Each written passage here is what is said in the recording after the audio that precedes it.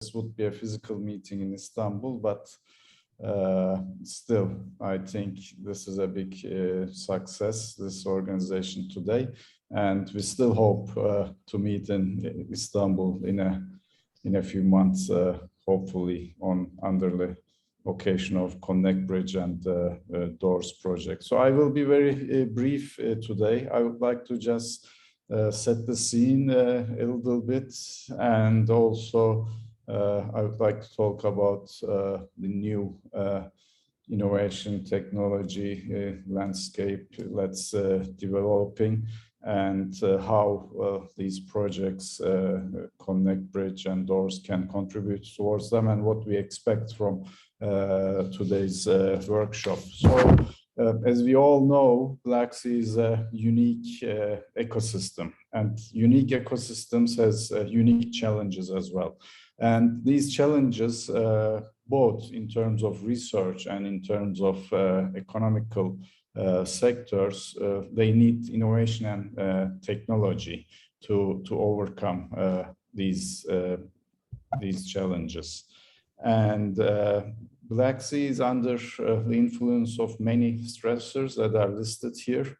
And all these stressors are acting on the ecosystem services that we benefit. And today, while we are moving towards zero carbon or zero emission economy, I think we see that the strategic research innovation agenda and Bridge and Doors projects are very, very timely to address all these challenges. And it's both needed for research, but also for the sectors. So, as I said, now that we are moving towards this zero carbon economy, there are certain limitations that the established sectors that they need to adapt and they need to overcome. And this can only be done by innovation and technology. But there is also new frontiers for the emerging sectors that they can benefit. And while we were developing the Black Sea Strategic Research Innovation Agenda, we have already identified that established sectors such as living resources, fisheries, mariculture, transport, and tourism, they need to benefit from innovation. And also, we need to develop new emerging sectors in the Black Sea, such as energy, aquaculture, and biotech. And now that countries more and more focus on the green economy, I think we clearly see that what we have identified several years ago as priorities were really valid, and addressing the challenges of these sectors today are very needed to address both global and European challenges. Blue economy is one of the biggest growing areas globally, not only in Europe, but globally. When we look at the Black Sea area, this is an update on, we did some national consultations in all Black Sea countries to update the strategic research and innovation agenda. And what we have realized here is that innovation and usage of new technology, the need is there. But when we look at the technology readiness level in the Black Sea countries and compare it with the European countries, we see that there's a gap. So this makes innovation even more critical for the Black Sea area, because we need to close this gap fast. And on top, we need to start developing new ideas, and we need to do cutting edge research, and the sectors need to benefit from that. Also, within the Connect project, we have joint actions. And some of the joint actions that are already launched are on the effects of COVID-19, how it affected the Black Sea ecosystems, but also how the economy will be transformed from now on under the effect of pandemic, and what will be the implications for the Black Sea. And marine plastics is always a challenge for the marine realm. This includes the Black Sea. And also young ambassadors are carrying out many activities. And new joint actions are underway. And these will definitely benefit from today's outcomes. And we will use today's outcomes for the implementation plan that is building on the Black Sea Strategic Research and Innovation Agenda. When we look at the potential, the draft of the implementation plan, we see, for example, the digital twin of the sea. This is more towards research, but it definitely requires new, innovative, and groundbreaking research. When we look at the sustainable fisheries, high-tech aquaculture, mariculture, this will definitely benefit from digitalization. And the implementation plan, it considers all strategies at the European scale and also at the regional scale. And to meet what's required in these strategies, technology and innovation plays a very, very critical role. So within the Connect project, we aim to identify innovation needs in the area and opportunities towards a healthy and sustainable Black Sea, while the economic growth adapts and includes emerging technologies offered, especially by the fourth industrial revolution. Of course, now we have moved maybe beyond Industry 4.0 towards digitalization, but the technologies there are already being used in many sectors today, and we will see some of our presenters will talk about these. And Bridge and Doors projects, they focus on boosting economically viable emerging solutions adapted to local needs, again benefiting from Industry 4.0 technologies. And as I said, today we see agriculture, aquaculture benefiting from blockchain and drones and artificial intelligence. Same with fisheries, and research is highly benefiting from most of the Industry 4.0 technologies. So these are already underway, and new digitalization, innovative technologies are waiting for us, and we have to benefit to our maximum from these technologies so that we have sustainably viable and protected seas and oceans in the future. And I would like to thank you all, and I'm looking forward to listening to all the exciting talks of today. And I hope we will really benefit a lot towards our implementation plan from today's input. Thank you. Thank you very much, Barış. Yes, as he also underlined, actually the overall goal of the Black Sea Connect project, it's a coordination support action funded by Horizon 2020 program. And in that capacity, it's helping countries of the Black Sea, as well as the European Commission, to design also new research programs, conduct, of course, existing policies and help those policies from research and innovation angle, but also the idea is to help countries and European Commissions design also upcoming programs. So in that regard, we are also very happy today to be hosting Wendy Bohn. And I would like to now invite Wendy to the floor. She is the policy officer from Director General of Research and Innovation, DGRTD, the unit Healthy Ocean and Seas. Wendy is coordinating us, basically, the countries, the research innovators on one side, but also the policy, the European policies on the other side. She has many, I expect many interesting updates to share with us. But yes, I would like to invite now Wendy for her remarks. Wendy, please. Thank you, Mustafa. Good morning, dear colleagues, dear scientists and innovators, dear participants, a warm thank you to the organizers of this innovation workshop, for which I can only cordially invite you to use this opportunity of bottom-up innovation workshop to construct your own positive example of close, respectful cooperation in the Black Sea. Research, innovation, and cooperation between key stakeholders and countries play a crucial role in increasing the understanding of the Black Sea and develop a sustainable blue economy in a non-harmful way to its environment, people, and local communities, whether they are living near ports or in rural coastal areas. They need this cooperation and research feeding into the development of evidence-based solutions and triggering innovation, as Baris actually also just also mentioned to us. However, countries around the Black Sea, they are emerging innovators in the European and regional innovation scoreboards, which means they are lagging behind in the innovation debate compared to other European countries, as Baris also mentioned.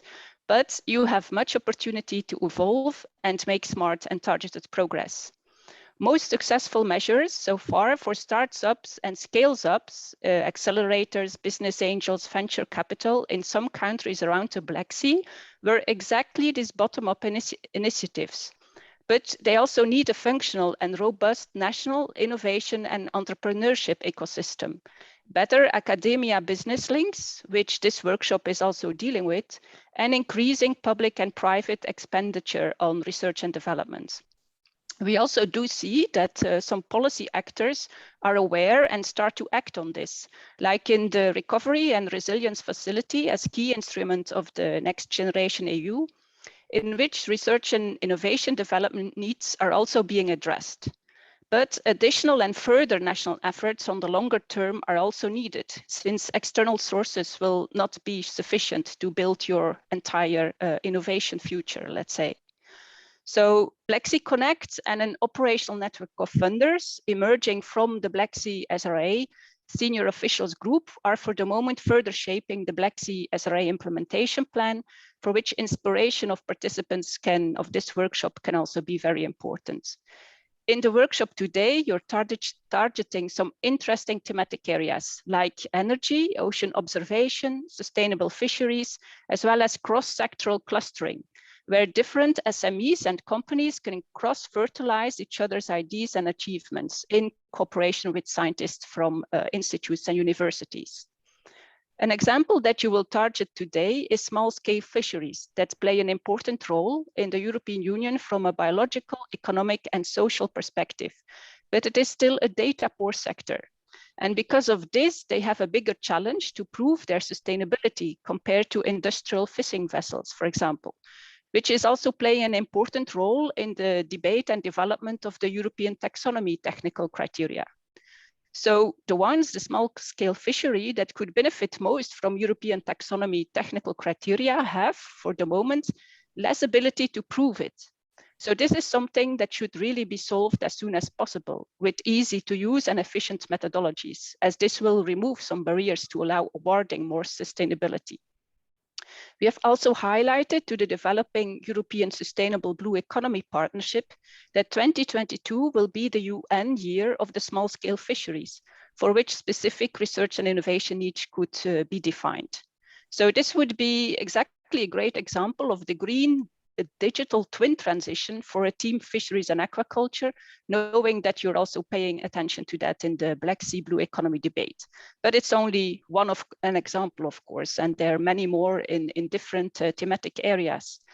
I would also like to recommend you not to forget social innovation, which we also considered very important in the design of our Horizon Europe work program. So social innovation is recommended when the solution is at a socio-technical interface and requires social change, new social practices, social ownership, or market uptake.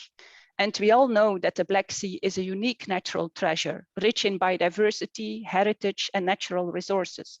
So the Black Sea can offer ample opportunity for innovations at the crossroads between environmental and social innovation, supported by digital innovation to catalyze their impact, including for rural areas. So furthermore, I would also still like to remind you that currently calls are open for the Horizon Europe Cluster 6 for the second year, 2022. There are also calls open under other clusters like Cluster 4, Digital Industry and Space, and Cluster 5 on Climate, Energy and Mobility, to also mention some examples, as well as for the Mission Ocean.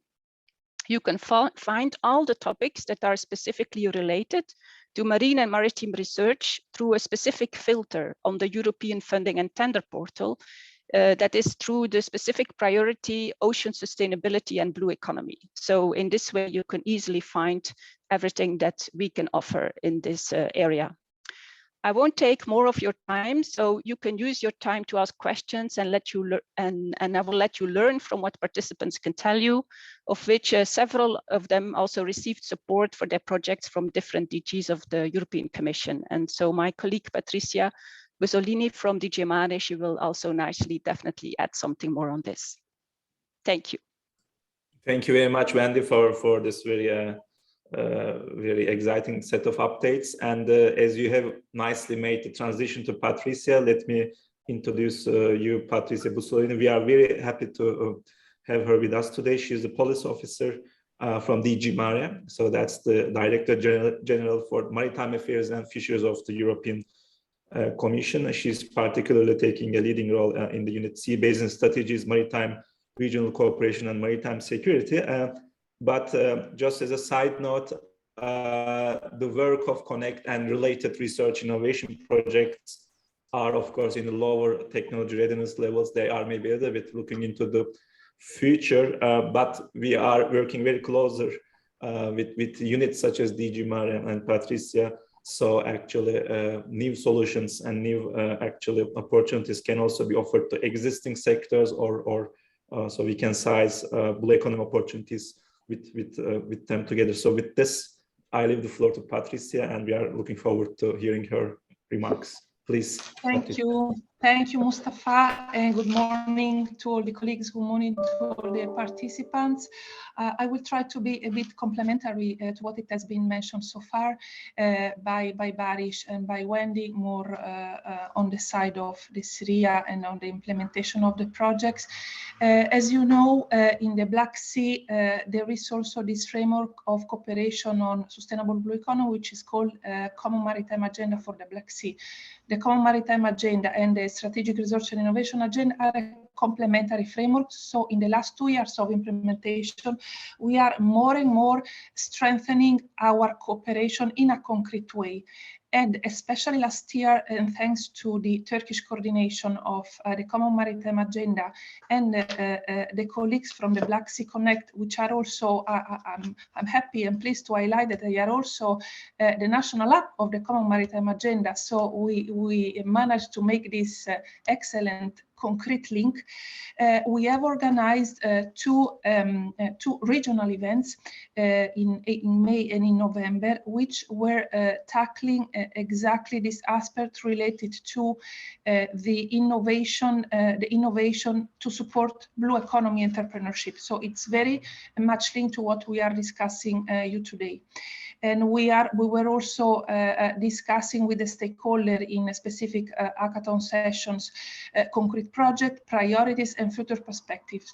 So I am pretty sure that with the support of Mustafa, Baris, and I have seen that we have also other colleagues from the Common Maritime Agenda Assistance Mechanism, notably the National Hub from Bulgaria and the coordinator of the assistance mechanism, Frederic Herpes. So I am sure they will contribute to your discussion today in a very concrete way, bringing on the table also the main outcomes of these regional events, key regional events that we have implemented last year, and in end with the Black Sea Connect. What I wanted to highlight also, and again, as also Wendy mentioned, these events with a very concrete agenda are an excellent opportunity for the stakeholders to develop bottom-up further project and an idea, and to shape in a concrete way how the Common Maritime Agenda and the SRIA can be implemented, especially when it comes to the regional dimension also, in complement to what the national plans develop.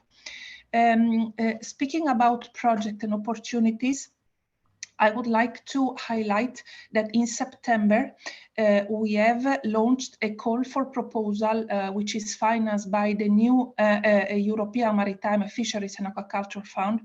We have launched a call for proposal to support the Black Sea Blue Economy investment and innovation capacity by defining pilot projects. Now, we have the key objective of this call was indeed to tackle, to strengthen the capacity of blue economy SMEs and startups to identify and to tap into potential of public and private investors. So this is very much linked with what we will discuss towards the end of the workshop, and in line with what also Wendy mentioned in terms of tapping into funding opportunities also beyond what the EU can provide. Also improving the visibility of investment opportunities for SMEs and startups, develop the stakeholder capacity to establish a concrete cooperation and networking to improve the business environment in general in the Black Sea, strengthening the value chains both at national and at regional, Black Sea regional level, and more in general also to contribute to the development of an approach where the investment and innovation ecosystem in the Black Sea as this multi-stakeholder dimension. This call is very important for us. It has been recently closed. Now we are in the evaluation process. It is very important for us because the call was open to all the stakeholders of the 7 countries of the Common Maritime Agenda. And also what I want to highlight, it is that in order to, in a very concrete way, to support the complementarities, the synergies with the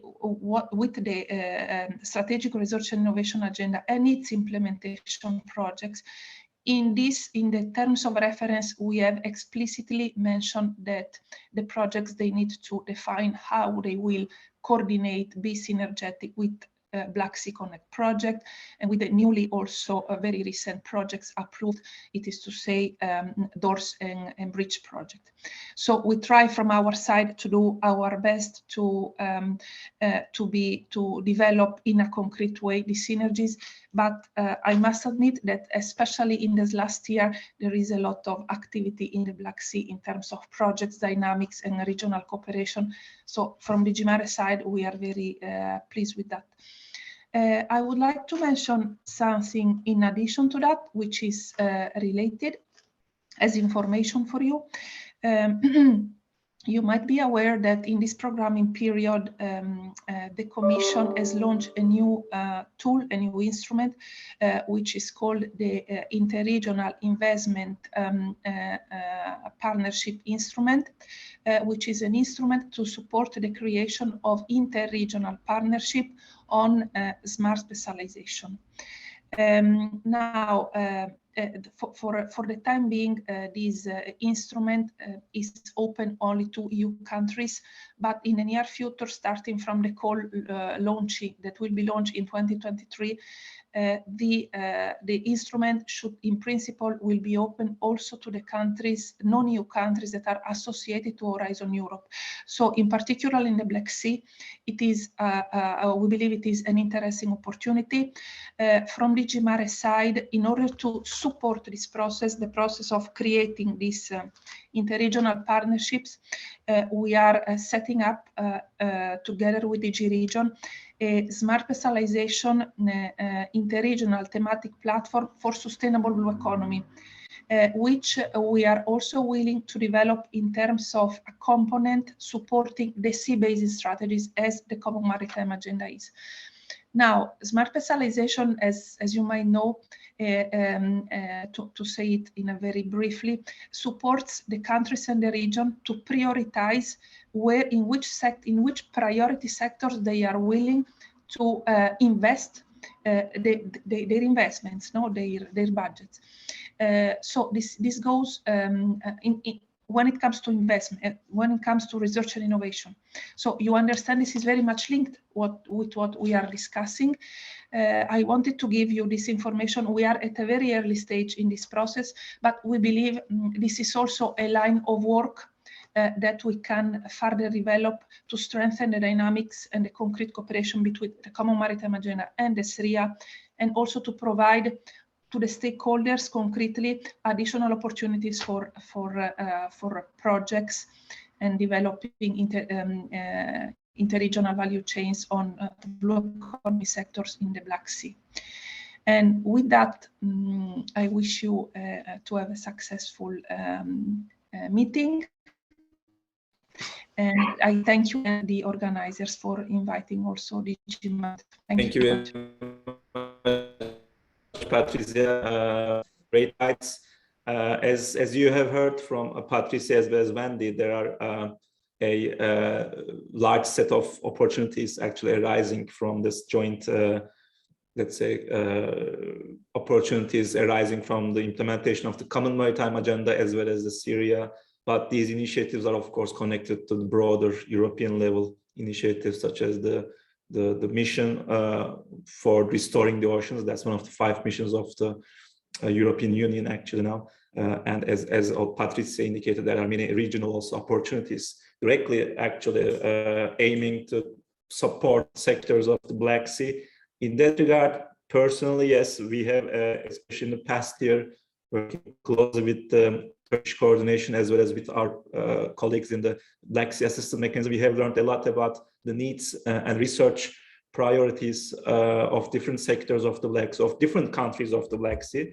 And just to also note that these initiatives are actually chaired by Black Sea countries. Last year it was Turkey chairing the Common Maritime Agenda, co-chairing it with the European Commission, and the year before it was Bulgaria, and this year it's Georgia. I think it's confirmed by now, and you will be hearing also their activities. But this year also the Strategic Research Innovation Agenda side will also be co-chaired by again DGRTD, again by Georgia. So in that regard, there will be a lot of opportunities for synergy, because Georgia will be the country of focal country this year. And I'm sure our colleagues who are here with us today, they will have in a way a lot to do to support their national coordinators, but we are here to help. Yes, so in the end, the process of blue growth in the Black Sea, thanks to the opportunities and events of the past couple of years, it looks like it's really owned by countries. And as nearly 200 participants today shows, different stakeholders, different players, researchers, innovators, they're also interested. They want to own this process, which we are very happy about. So now we would like to move to the next stage of our workshop. But before this, I'd like to thank this workshop is the result of hard work of especially the CSA's work package 3, which is about really creating synergies. And this effort is overall led by Adrian Stanica from GeoEcommerce. So we thank him for his leadership in this. But also this particular workshop, the concept, the idea, many different speakers were really coordinated by our colleagues in IFREMER, Emina Mamaka, the research coordination head of IFREMER, and Colin Ruel from Polmer Mediterranee, our linked party in the Connect CSA. We thank them a lot for their efforts, and actually the bulk of this workshop will be moderated by them, especially Emina will take, I think, the lead from now on. But before giving the floor to Emina, let me, Pınar wanted me to remind you that so far we didn't have any problem, but I think you are all doing very well in terms of keeping your microphones off and just following the Zoom guidelines. So thank you for also following these technical requirements. So yes, with this, let's now move to the more innovative parts of the workshop. I once again thank Wendy, Patricia, and Barış for their very valuable remarks. And I want to give the floor to Emina now. She will be moderating the next couple of hours, I guess. So Emina, please, the floor is yours. Yes, thank you, Mustafa. Thank you all, and good morning, everyone. I'm glad to introduce the Innovation for Sustainability and Economic Growth in the Black Sea workshop. Maybe you can go to next slide, Pinar.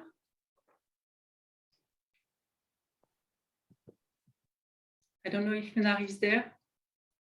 We are, but I think my colleague's computer is frozen. So just a second, Okay. please. We can stop and share again.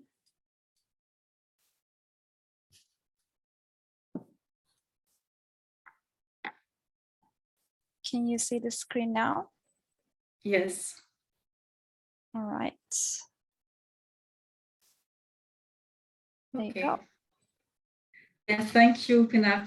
Yes, I will give you a few words about the objectives of this workshop, the methodology that we use, and the first topic of interest that were identified, and then we will start the workshop. Okay, next slide. The objectives of this workshop, the innovation workshop, this is an important step in the development of innovation and blue economy in the Black Sea. And it's very nice having today stakeholders from science and research, but also policymakers, industry, business, investment. All this community is brought together for this thematic workshop on innovation for sustainability and economic growth in the Black Sea. And we'd like to enhance communication and collaboration between all of them. The key topics, what we want to do through this workshop is to better know what can we learn from the others to organize in the Black Sea region? What step can we initiate to start organizing the Black Sea? And for that, we have different maritime sectors that were targeted, like fisheries and aquaculture, marine renewable energy, green transport and harbors, coastal and marine common cultural agent, and of course, tourism. Next slide. A few words about the methodology. How did we proceed for this workshop? Of course, a participatory process involving the project partners to address key and concrete local context and needs was elaborated. And first, a concept note has been designed and was shared with project partners. Then a very strong questionnaire with around, of course, 30 questions were established. And this questionnaire was filled by Black Sea Connect Consortium and the National Network of Business. A few meetings and a series of webinars were organized between 6 months to try to analyze and get some information within the Black Sea Connect Consortium in the period between 6 months and according to the joint challenges identified in the questionnaire. And then a concept note was updated to be ready for the Black Sea Innovation Workshop. And what was this questionnaire? First, the purpose, yes, next slide.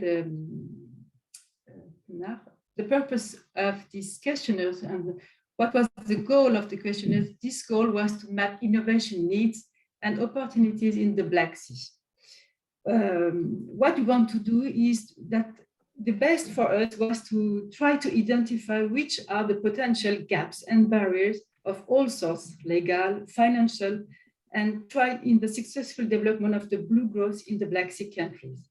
And we will try to find the best practice example for today's workshop that could help smoothen the path forward. And the analysis highlighted main difficulties like lack of funding, lack of legal framework.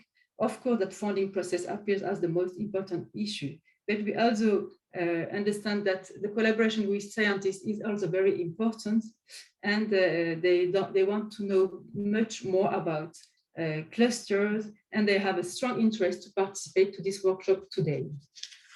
And that's why before, next slide, That's why before sharing a case study and success story to support innovation adaptable to the Black Sea context in different fields like emergence and structuration of sectors, like digitalization of blue economy, circular economy and blue sector, engineering services, and also like innovative observation, but new technology for the safety of small-scale fishermen and sustainable and marine resource management field. And the last but not the least, the success story of a seaworm. Let me introduce the clustering approach with two different clusters, one from France and one from Bulgaria. And then next slide, we can now go a step forward for the testimony of Maritime Cluster. And let me introduce you the first speaker, which is Guy Herouin from the Pôle Mer Méditerranée. Guy, are you connected? Yes? Yes. Okay, Yes. Guy. Okay, good morning, Guy. And Guy Herouin is from Pôle Mer Méditerranée. He's a diploma engineer du génie maritime. He was a former director in IFREMER, the French Institute of Research for Sea Exploitation, during more than 20 years. He was in 2005 founding member of Pôle Mer Méditerranée, and from 2006 to now, he is a strategic marine expert consultant for Mediterranean Maritime Competitiveness Cluster in different fields like environment, marine framework, strategy directive implementation and services, marine renewable energy, microalgae bioenergy, aquaculture, and European projects. Then Guy, the floor is yours. Thank you, Emina. Good morning, everybody. Thank you for inviting me to this Black Sea Connect workshop to present the experience of the French-made Sea Competitiveness Cluster. I was a founding member of this cluster in 2005 when I was managing the IFREMER establishment in the Med-Sea, and I then participated in the development of this cluster for over 15 years. I am therefore familiar with the life of this cluster, and we try to cite the main achievements of this cluster in the perspective of a sustainable economic development of the Black Sea. Second slide, please. Yes, thank you. To begin here, a brief history of these competitiveness clusters. Competitiveness clusters were created in France in 2005, following a national call for tenders with the objective of stimulating the economic development of territories through innovation. The central idea is between the public research and companies, creativity comes from the frequent and repeated circulation of people who disseminate tacit knowledge. The new product will come from the meeting between a PhD student and an industrialist, between a venture capitalist and a researcher, between a lab and a company. The cluster operations are 50% funded by the state and the region, and the other 50% is financed by membership fees, studies, and services to members, to the region, etc. Innovation projects are carried out by the cluster, labeling, but are not financed by them, but by the state, the territories, the agencies, Europe, via call for projects. At the beginning of the clusters, the government created a specific fund to finance innovation projects, single interministerial fund, to launch the dynamics of clusters. For Med-Sea cluster, this fund has financed 100 million euros of R&D industrial projects. It is an essential subject to launch the dynamics, that is to say, change the habits of cooperation between industry and research labs that often don't cooperate enough. The proportion of projects funded varies according to the maturity of the project, for example, the TRR level, and according to the size of the partner companies. SMEs receive more funding than large groups. The general average of the public funding is about 30% of the project budget. This cluster brings together companies, labs, and training organizations whereas cluster is general, only bring together companies with commercial objectives. Clusters are evaluated periodically. Currently, phase 5 of cluster is being prepared. At each stage, the objectives evolve.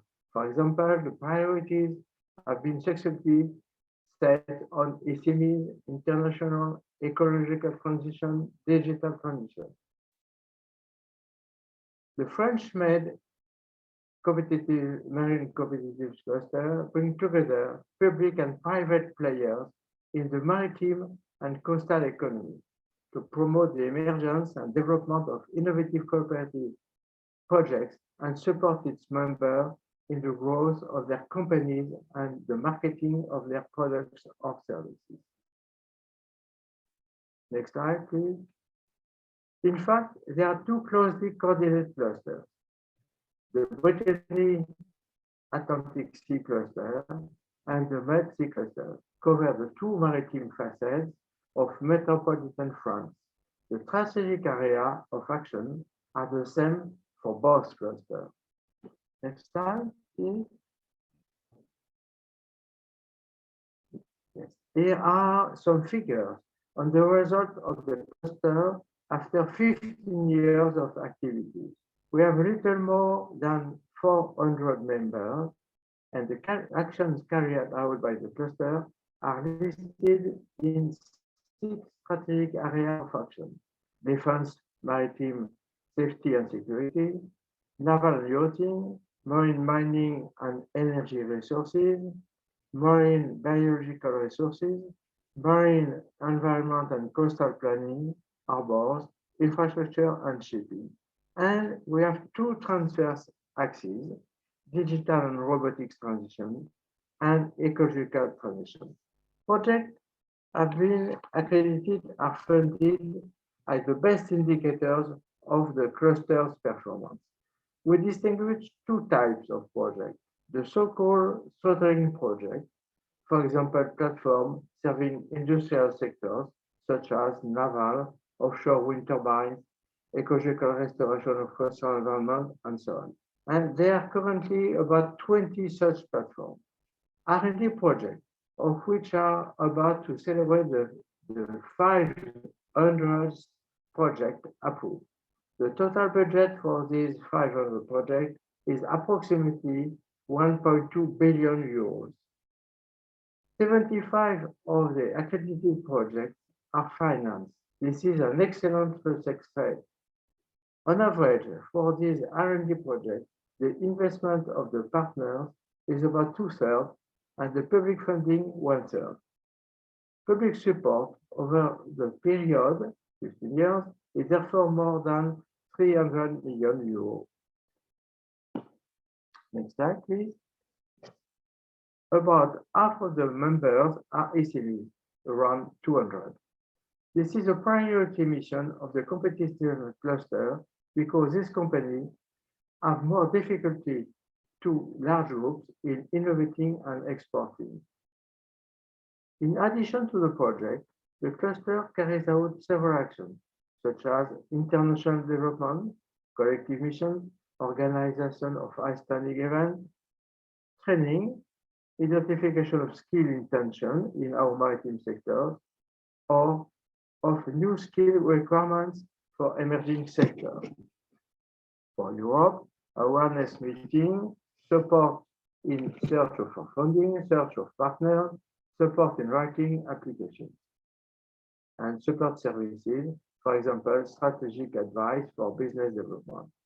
In total, the Med Sea cluster has become a maritime growth accelerator.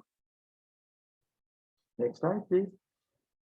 I would like to show how the cluster helped to build projects and concretely supports the financing of innovative projects. First, we notified partners able to respond to a call for project.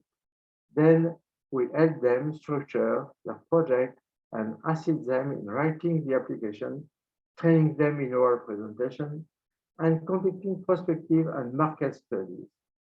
When the file is complete, The project coordinator presents it to the steering committee of the cluster.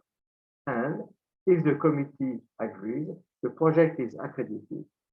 As I said, 3/4 of labeled projects are financed. This process takes several months, obviously. Next slide. What lesson can be drawn from the experience of a French marine cluster for cooperative economic development in the Black Sea? It is interesting to recall that the cluster model, which Michael Porter defines as a group of companies and institutions sharing the same field of expertise, geographically close, interconnected, and complementary. It is at the heart of economic development. Organizing a network of clusters in the Black Sea countries would allow to apply the strategy proposed by Michael Porter on the priority areas for sustainable economic development of the Black Sea actors identified in the SRIA. Organize call for innovative collaborative projects and sales-based projects that will be financed by pooling the different funding streams capable of supporting the objective and common action of the SRIA. Thank you.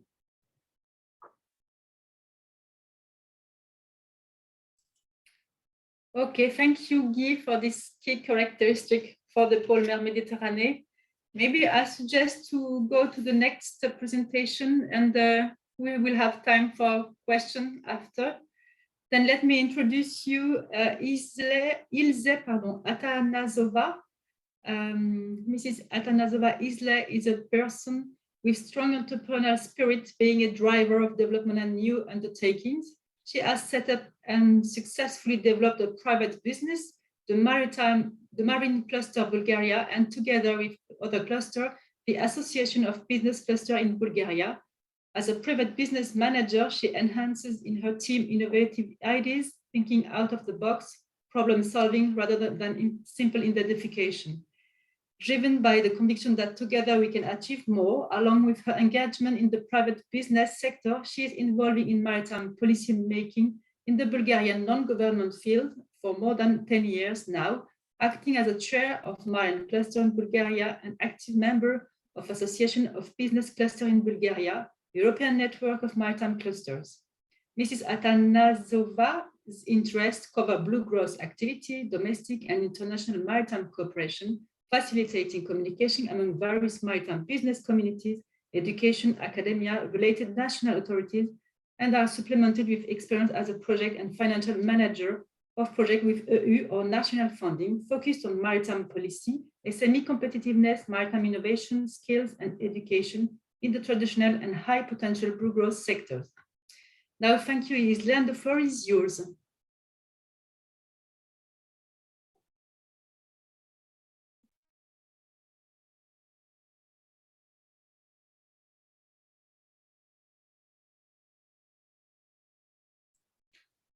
Ilse, you are muted.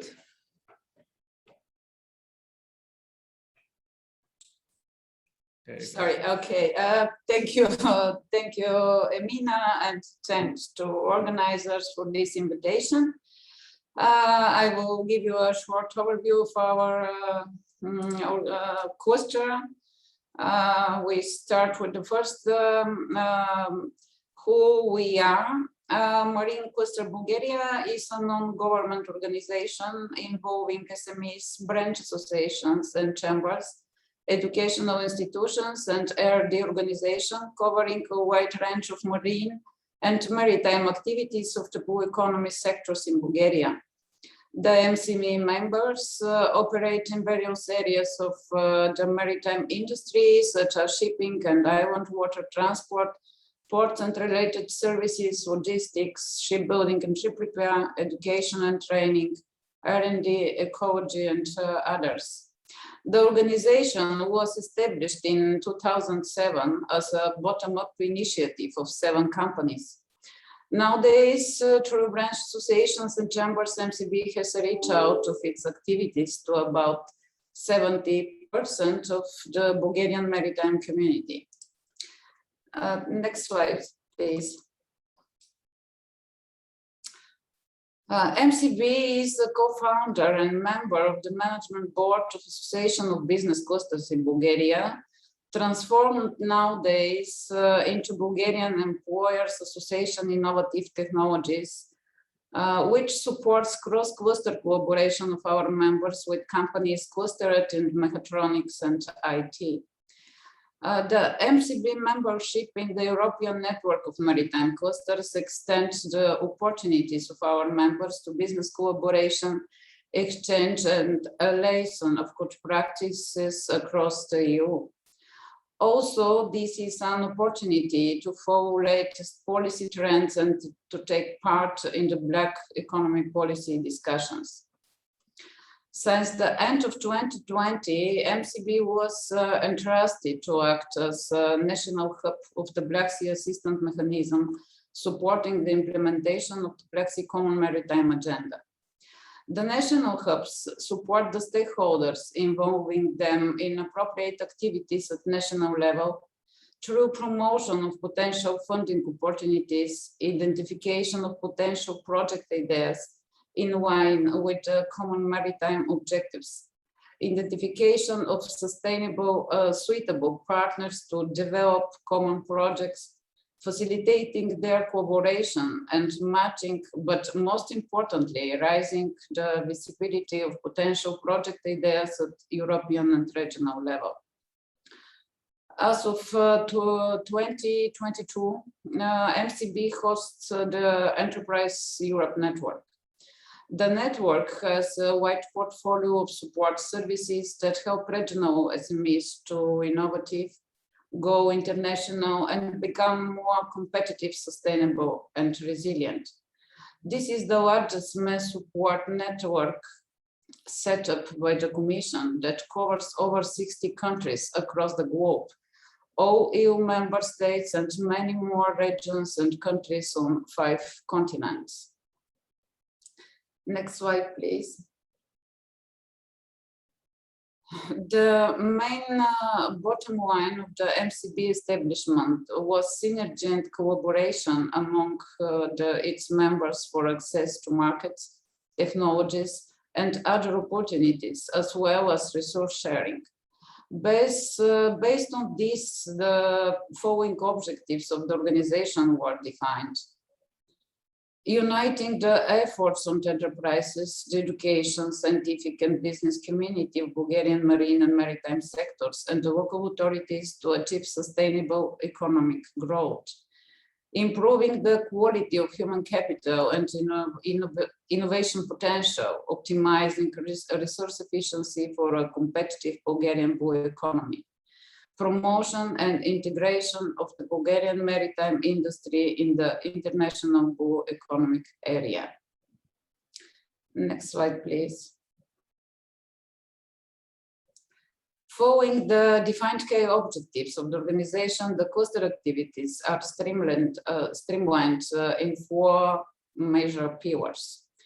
Promotion. To boost the internationalization and export opportunity of its members, MCB facilitates the participation in international maritime exhibitions and matchmaking events, such as B2B and C2C, and promotes the cluster and its members at relevant conferences and initiatives. For supporting the innovation development of its members, MCB organizes conferences, networking with EU and non-EU maritime clusters, cross-clusters collaboration, project development, partner search, disseminates up-to-date information about funding opportunities, technological events, best practices. For supporting skills development, MCB organizes the annual Blue Career Fairs, during which professionals from leading companies present to students the opportunities, challenges, and requirements for a blue career.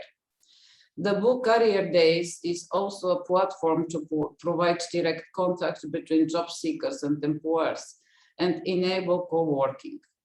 Further to that, MCB organizes workshops, roundtable discussions, training courses, and development of programs. MCB participates actively in public policy discussions and consultations dedicated to blue economy, maintains close collaboration with public authorities at regional and national level, and contributes to policy development with expertise studies, data collection.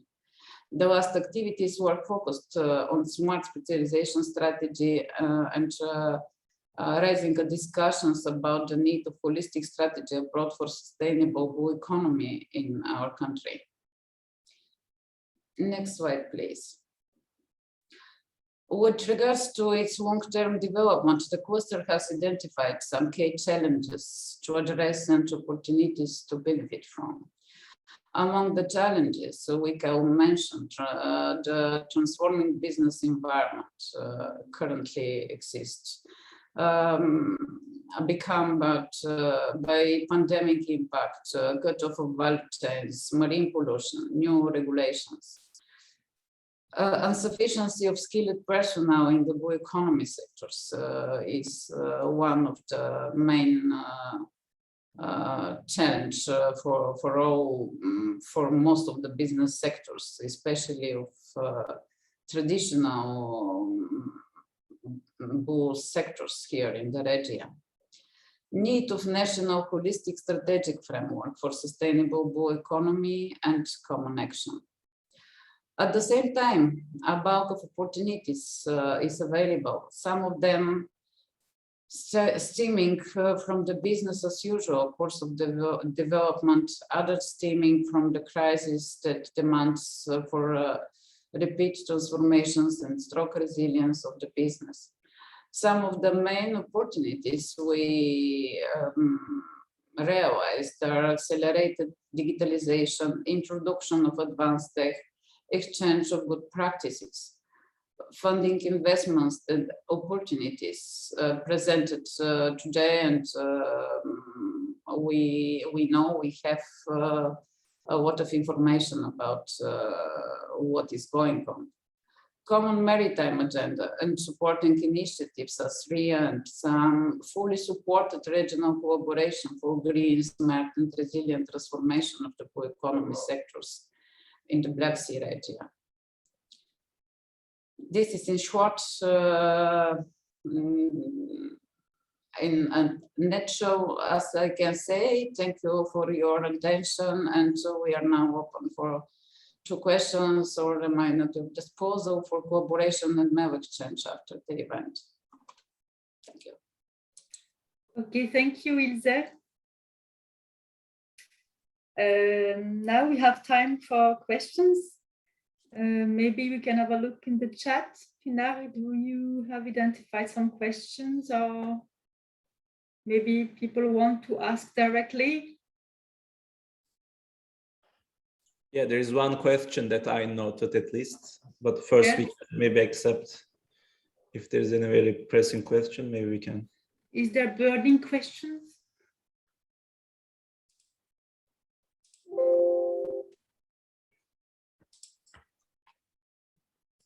Okay, maybe then I can pose this question. Well, it's actually shared by Jos Wills from the Horse Project. I think he just left for another meeting, but Jos, are you still here, or should I? No, he would be back in about 20 minutes. Maybe it can move to the other part.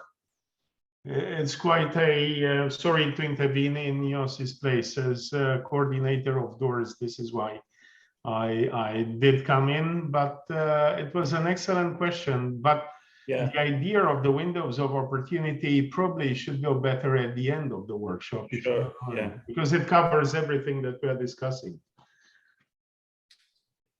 Okay, if there is no burning question, we can move forward to the next session. I agree, yeah. No one has questions? Okay. Then we can start the best practice showcase session. With our first speaker is Sylvie Giraud, Sustainable Fisheries Unit for the project Starfish 4. Alors, Sylvie Giraud at Saint-Albin holds the position of marketing specialist in the Sustainable Management of Fisheries business unit at CLS France. She is responsible for strategic marketing on new markets, small-scale fisheries aquaculture, and related financing schemes, corporate investments, grants, and partnerships. She has been working for Ceylon since 1998, holding various positions in marketing, business development, and managerial responsibilities for the past 15 years. She graduated with an MBA in strategic and digital marketing in 2020. She has a background in marine engineering and coastal oceanography, having graduated from the Centrale Marseille, a French Grandes Écoles and ex-Marseille University in 1993. Then Sylvie, the floor is yours.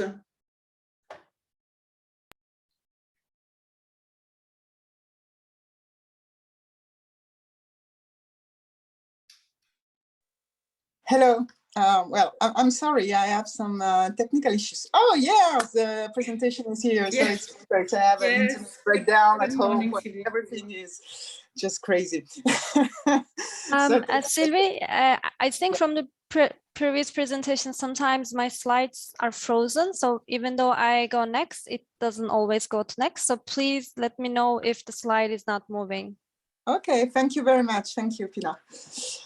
Okay, so I'm very glad to be here, and thank you for the Polymer Méditerranée to have me introduced, and Colin Ruel and also Frédéric Herpers, which are we are very key to include me in this agenda. So I've got pleasure in introducing you the Starfish project. Next, please.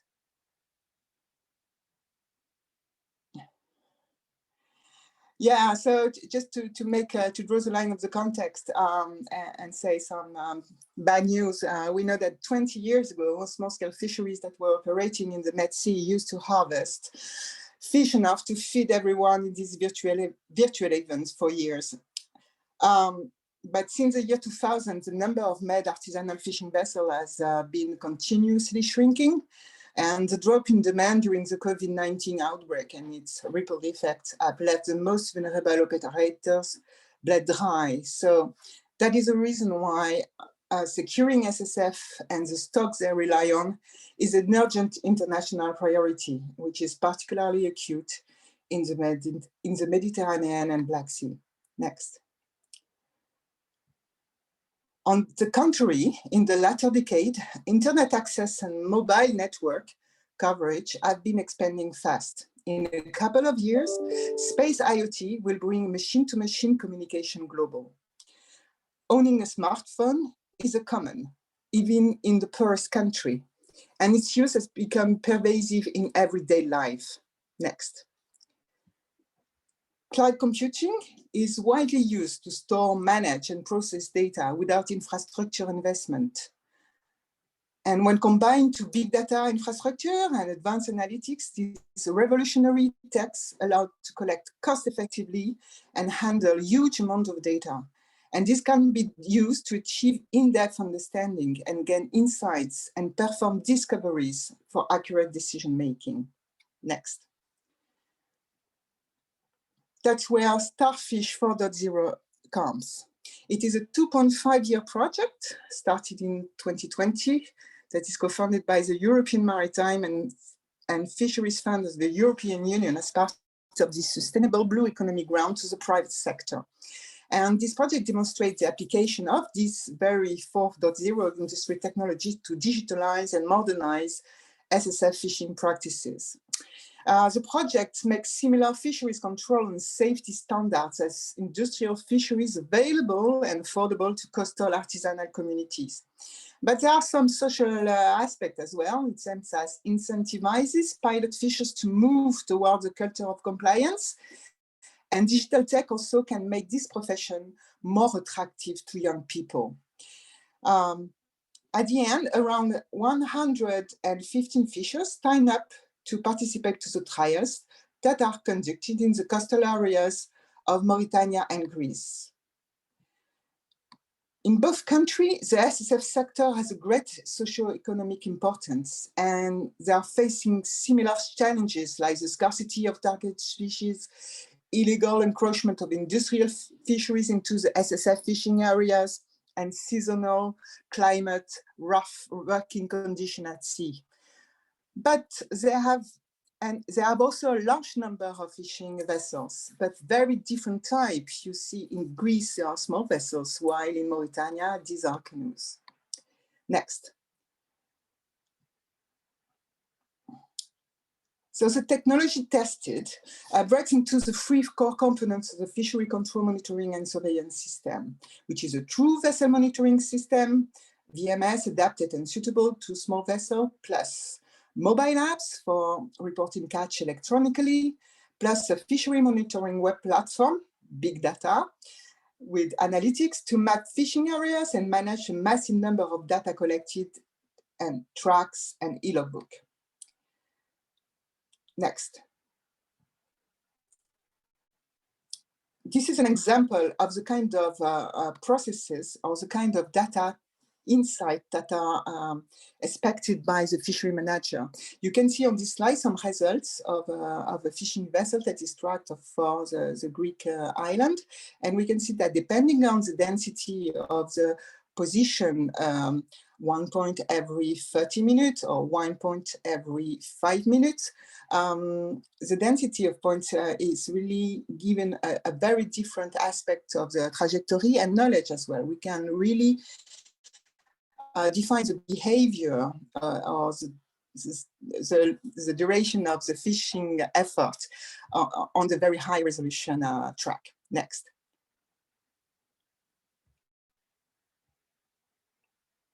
But there is a common need as well, and that we took into consideration is safety. Fishing is the most dangerous work in the world, and to bring safer working conditions, CLS NEMO VMS for SSF has a red button that fishermen can press to request assistance.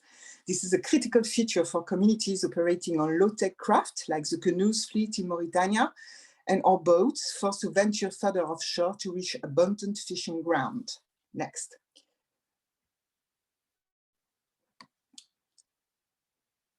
In Starfish, we are working hard on catalyzing relationship between stakeholders, which are the fishers, the fishing associations, the local and national authorities, the fishing scientists, the marine protected area manager, where they are relevant.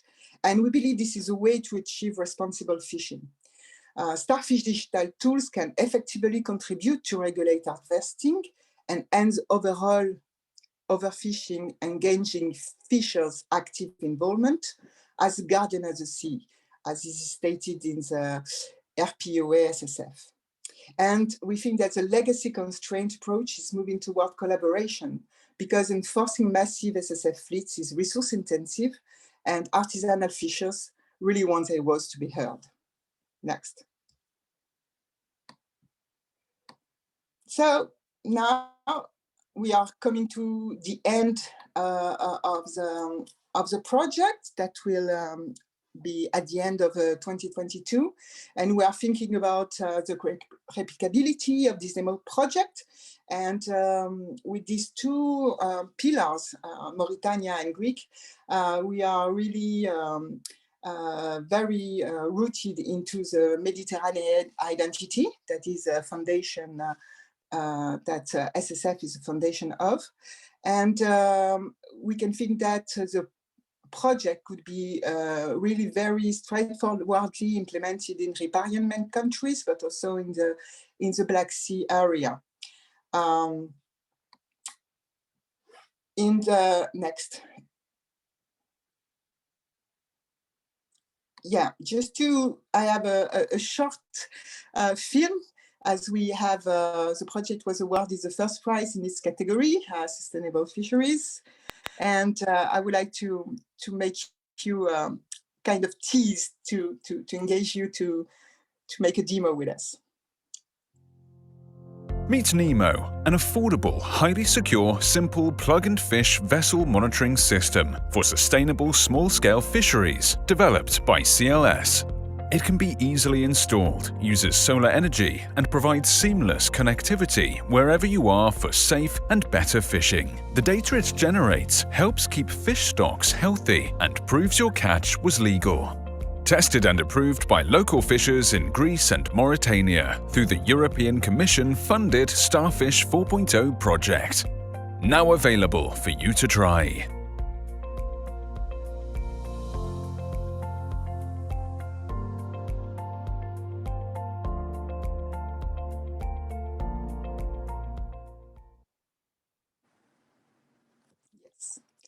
There is one more slide. Pilar, thank you very much. Yeah, so I was just proposing the kind of approach when we replicate this kind of project and the stakeholders we need to have over the table to start the discussions. And generally, we are tapping on the regulatory context, which is quite favorable in the Black Sea, for example, if we concentrate on that. And there are very favorable statutory instruments, meaning the RPO-SSF Article 25, which states that there is a need,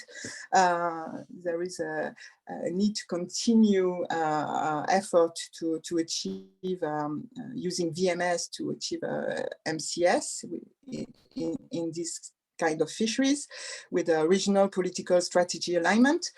And there is the GFCM, which is also a regional fishery management that is also a strategy aligned with this implementation of VMS for SSF. We have the EU fishery control regulation applying in the member states in the Black Sea that is being revised to introduce VMS for fishing vessel under 12 meters. And yeah, that was another thing to start with. We had, I just mentioned here what is ESS, what are the SSF defined in each of the stakeholders' spirit, and in the FAO I just mentioned the different segments and their definition, and the small scale segments is quite specific.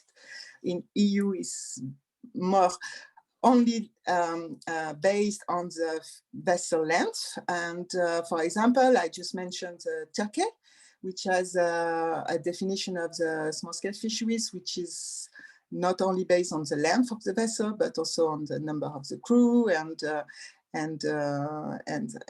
that's it.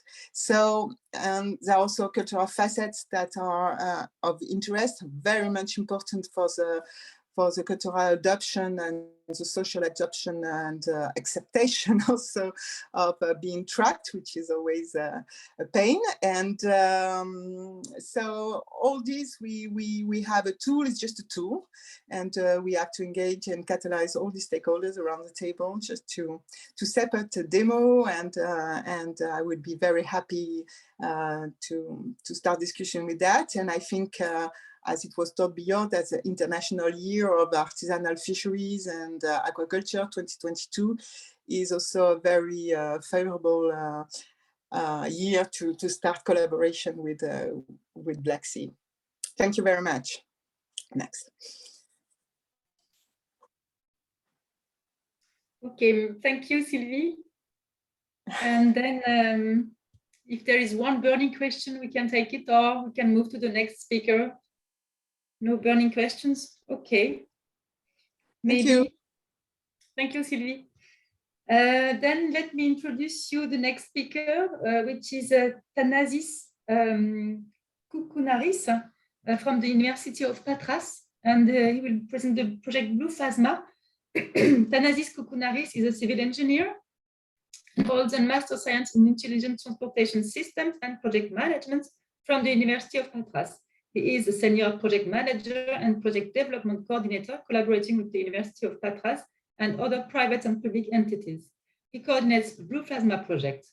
Over the last years, he has managed and coordinated national, European Union and international projects, developed and submitted project proposals, and organized numerous events and conferences. Then Thanasis, the floor is yours. Hello, Amina. Hello to everyone. Good morning. I hope you can see my screen and you can hear me clearly.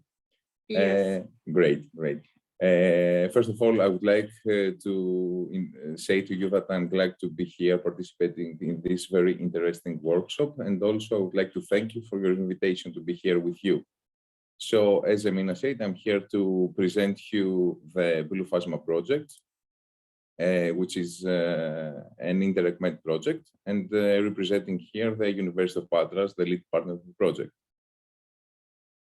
So the Blue Phasma is about empowering innovation capacity of small and medium enterprises, maritime clusters and networks in Mediterranean islands and coastal areas in order to support blue circular economy growth in the fishing and aquaculture sector.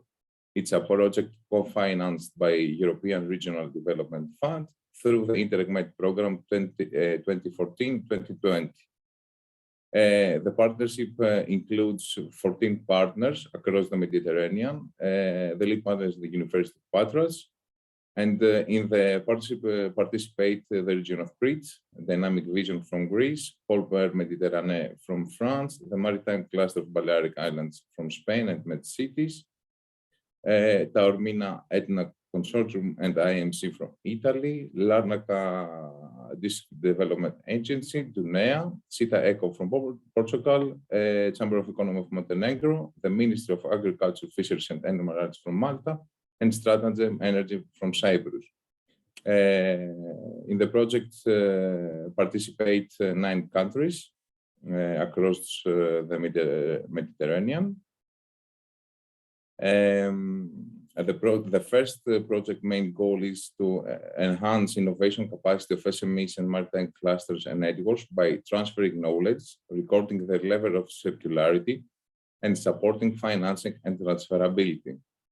The second main goal is to improve transnational cooperation and deep networking amongst partners of the project, the involved SMEs, maritime clusters and networks, to facilitate the transfer of replicable results. And the third main goal of our project is to capitalize on Blue Phasma testing and transferring phases results in order to shift policies of fishing aquaculture towards circular economy innovation.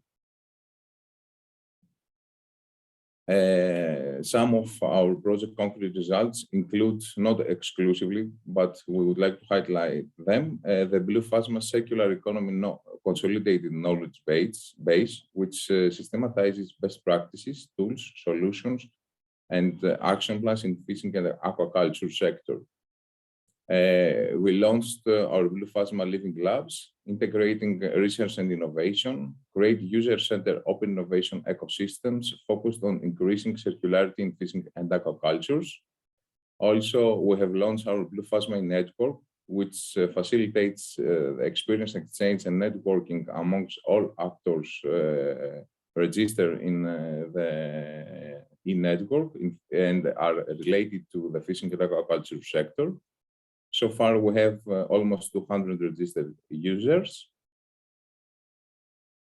We have developed the Blue Phasma Circularity Self-Assessment Tool, which is used as a unified measure of SMEs' readiness and willingness to invest in circular economy. We could say that it works as a decision support tool, and it is highly transferable to coastal and insular areas. 114 SMEs have already tested this tool. Also, we have developed the Blue Phasma Capacity Building Instrument, which integrates existing financing programs and funds and available opportunities for project funding in blue circular economy and research and innovation, in business investment, in the key growth sector of fishing and aquaculture. And we enhance effective synergies between businesses, research bodies, and public authorities in the Blue Phasma Living Labs and during the transferring phase. We have already developed our memorandum of understanding, and it has been signed by 52 entities which act in the fishing and aquaculture sector and are the key actors in the sector. As regards the Blue Phasma Circularity Self-Assessment Tool, it has 8 sections that has to be filled by the SME answering this survey. Of course, the first section includes some introduction questions. The second is about companies building facilities and how they facilitate. The third section is about company general approach related to circular economy. The fourth is about eco-design, equipment, and energy efficiency of the equipment and the in general, what the company uses. The fifth section is about the choice of suppliers. The sixth is about the distribution channels that the company uses. The seventh is about waste recovering and repurposing procedures that the SME follows. And the 8th is about companies' willingness towards circular economy. Depending on SME's answer, the system automatically calculates 2 indicators.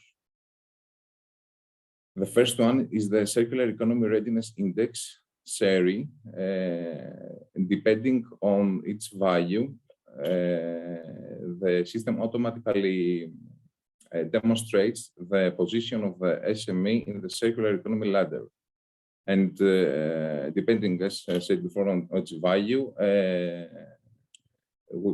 we can see if the SME implements a typical linear economy model, or a green economy and eco-thinking model, or he has already moved to the first step towards circular economy, or if the company is implementing circular economy model.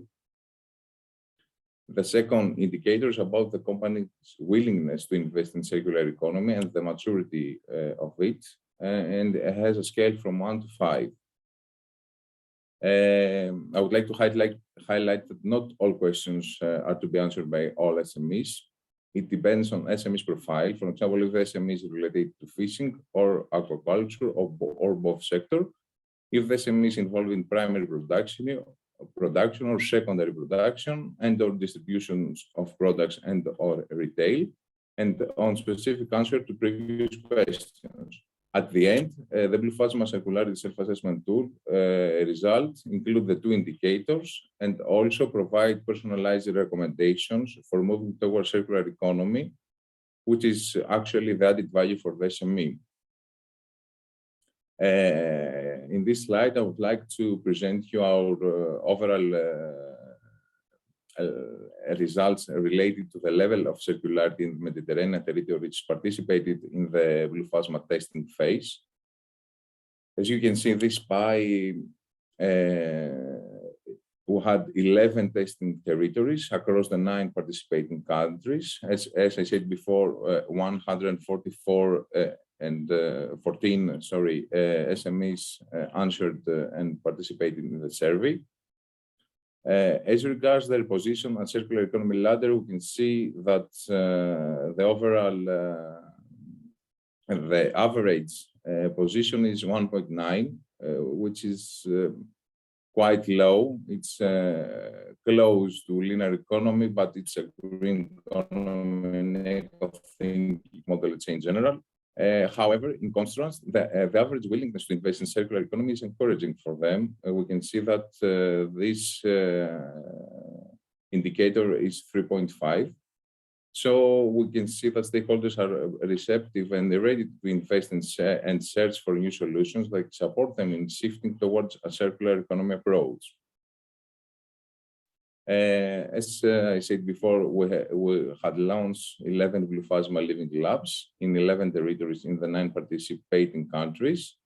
We had Blue Phasma Living Lab in Lisbon, Balearic Islands, Barcelona, Sardinia, Sicily, Valletta, Kotor and Bar, Crete, Dubrovnik, Toulon, Larnaca, with different topics according to the needs of each territory, and after discussing the topic with the local stakeholders that participated actually in the Blue Phasma Living Labs. In this diagram, we can see that in general, a total of 357 stakeholders participated in the Blue Phasma Living Labs.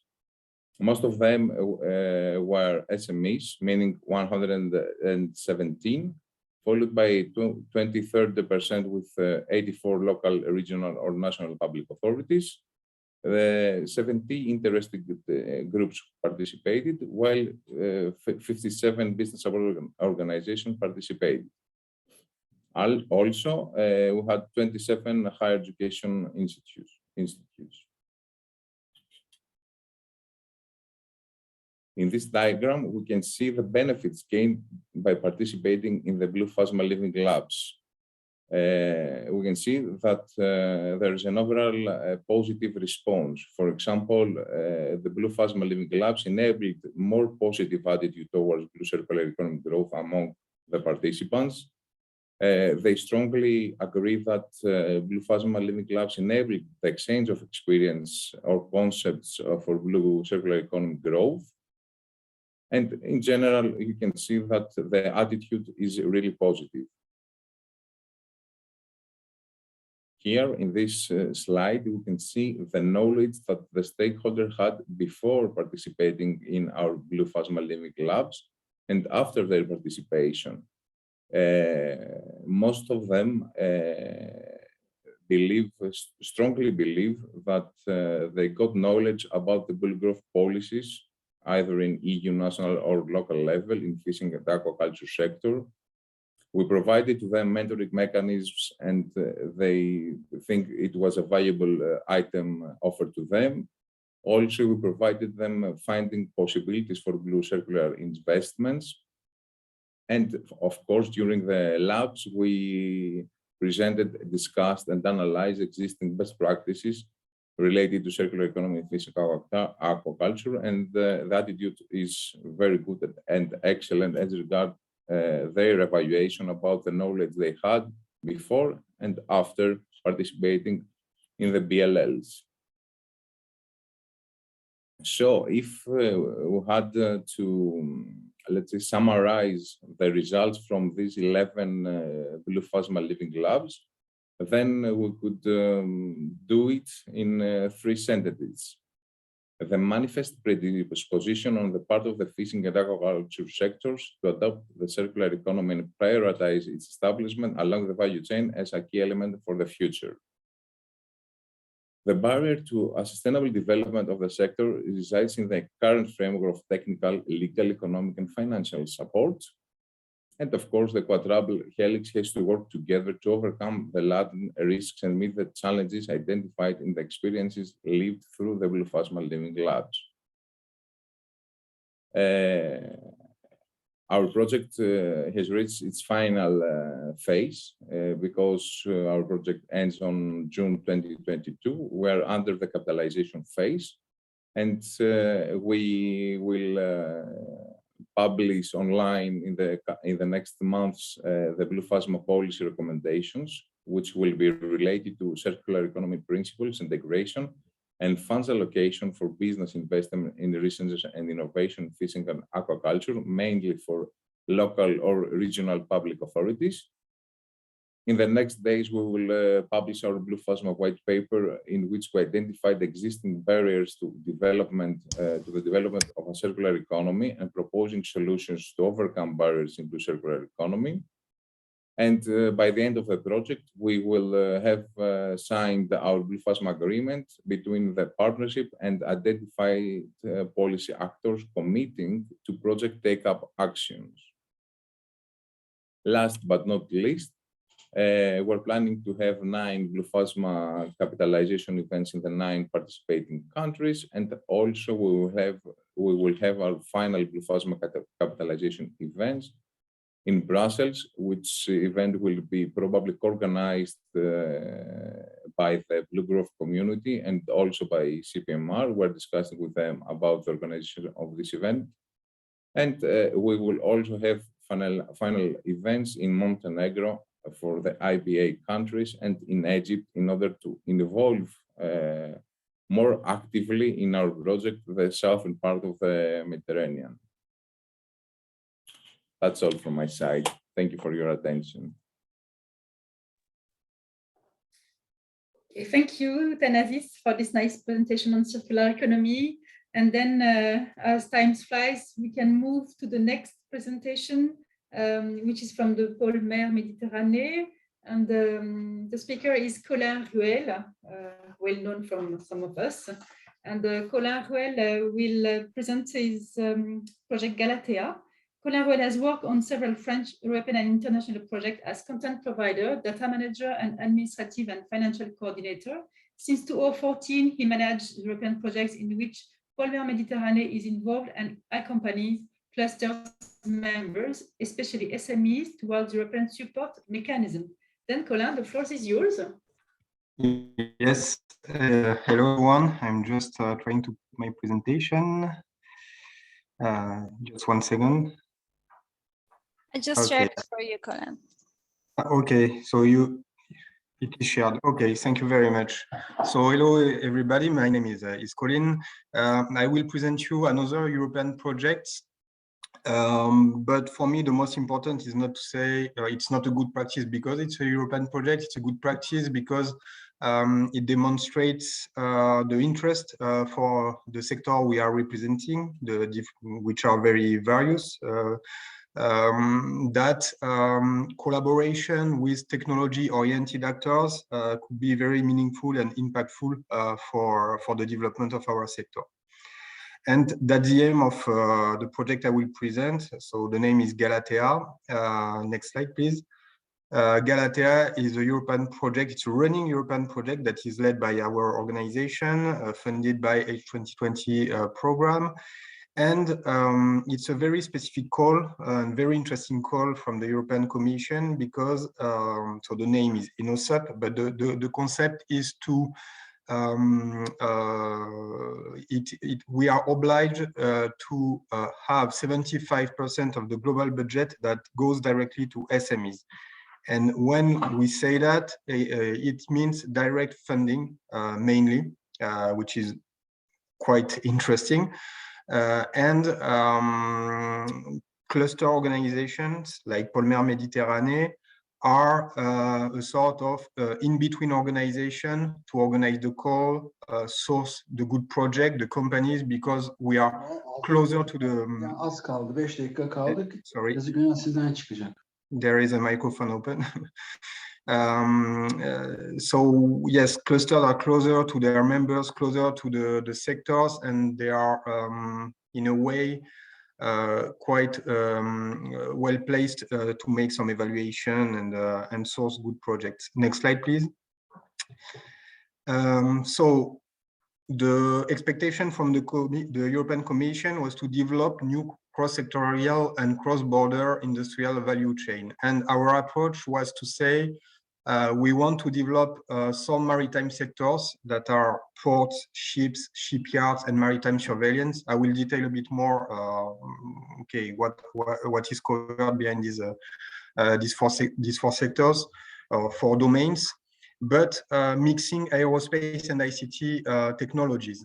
We know, I think most of us are from the maritime domains, so we know that, for instance, digital technologies are more than useful. We have the example of Starfish project, for instance, which is perfectly in line with that. But okay, the maritime actors know that, but there are many other communities, and especially digital communities, that are very important, that are not aware of all the challenges that maritime domains are facing.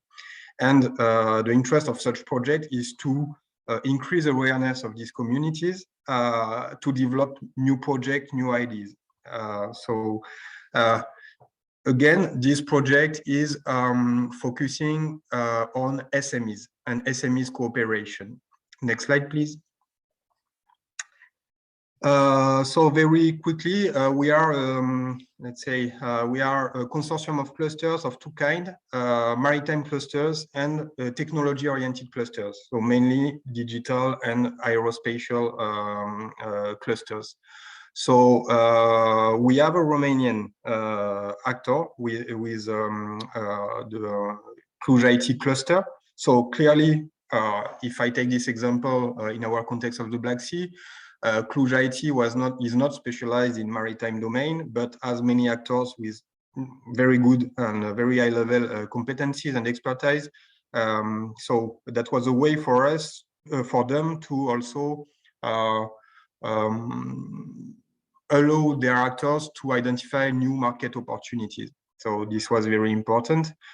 In terms of technology-oriented clusters, we have Aerospace Valley in France. So they are located in Toulouse, next to Airbus and all this important area in Europe. We have also Corelia. It's aerospace and IT clusters in from Greece, located in Athens. And the other clusters are more maritime ones with some specificities. So Polmer is covering, as my colleague Guillermo presented, basically all the maritime domains. But we have some other actors like a Basque cluster from the Basque country, from Bilbao, which is more experienced in logistics. We have Poland represented too with BSSC. So again, the consortium represents what I started to present. Yes, the idea of creating new links between these communities for to build better and more innovative projects. Next slide, please. To do that, we follow the 3 steps approach, and this is very important because the first step was the emergence of challenges. Of course, with the experienced maritime clusters involved, we have ideas on these sectors, what are the challenges, because yes, we have long time experiences, so it allows us to build first ideas, but we have validated these challenges with end users. So we have been in touch with many ports, with shipyards, with actors from the surveillance area to test our first ideas and to develop new ones. So this was important because it's also a way, then, I mean, if there is a challenges coming from a end user, you are supported then projects addressing these challenges from SMEs. The links afterwards between the SMEs and the end user is of course easier and could also make some concrete, to have concrete results for the companies. So this part was very important, and again, it has been done at a European level, which I think is also something of value. Then the second step was the emergence of ideas. So as I was saying, there were in the community of SMEs we have talked to through events, workshop. I will not detail all that, but there are many type of activities to identify, gather, exchange with these companies.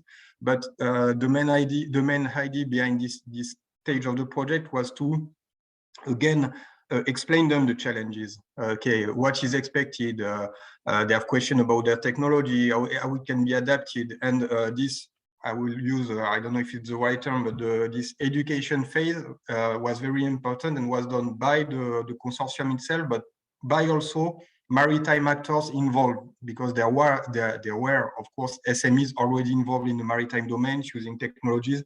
So it was a very good combination of of different people to make this stage a success. And then the third is the concrete support to these innovative players. And these support are of 2 kinds. The first is direct financing with 3 types of support. The first one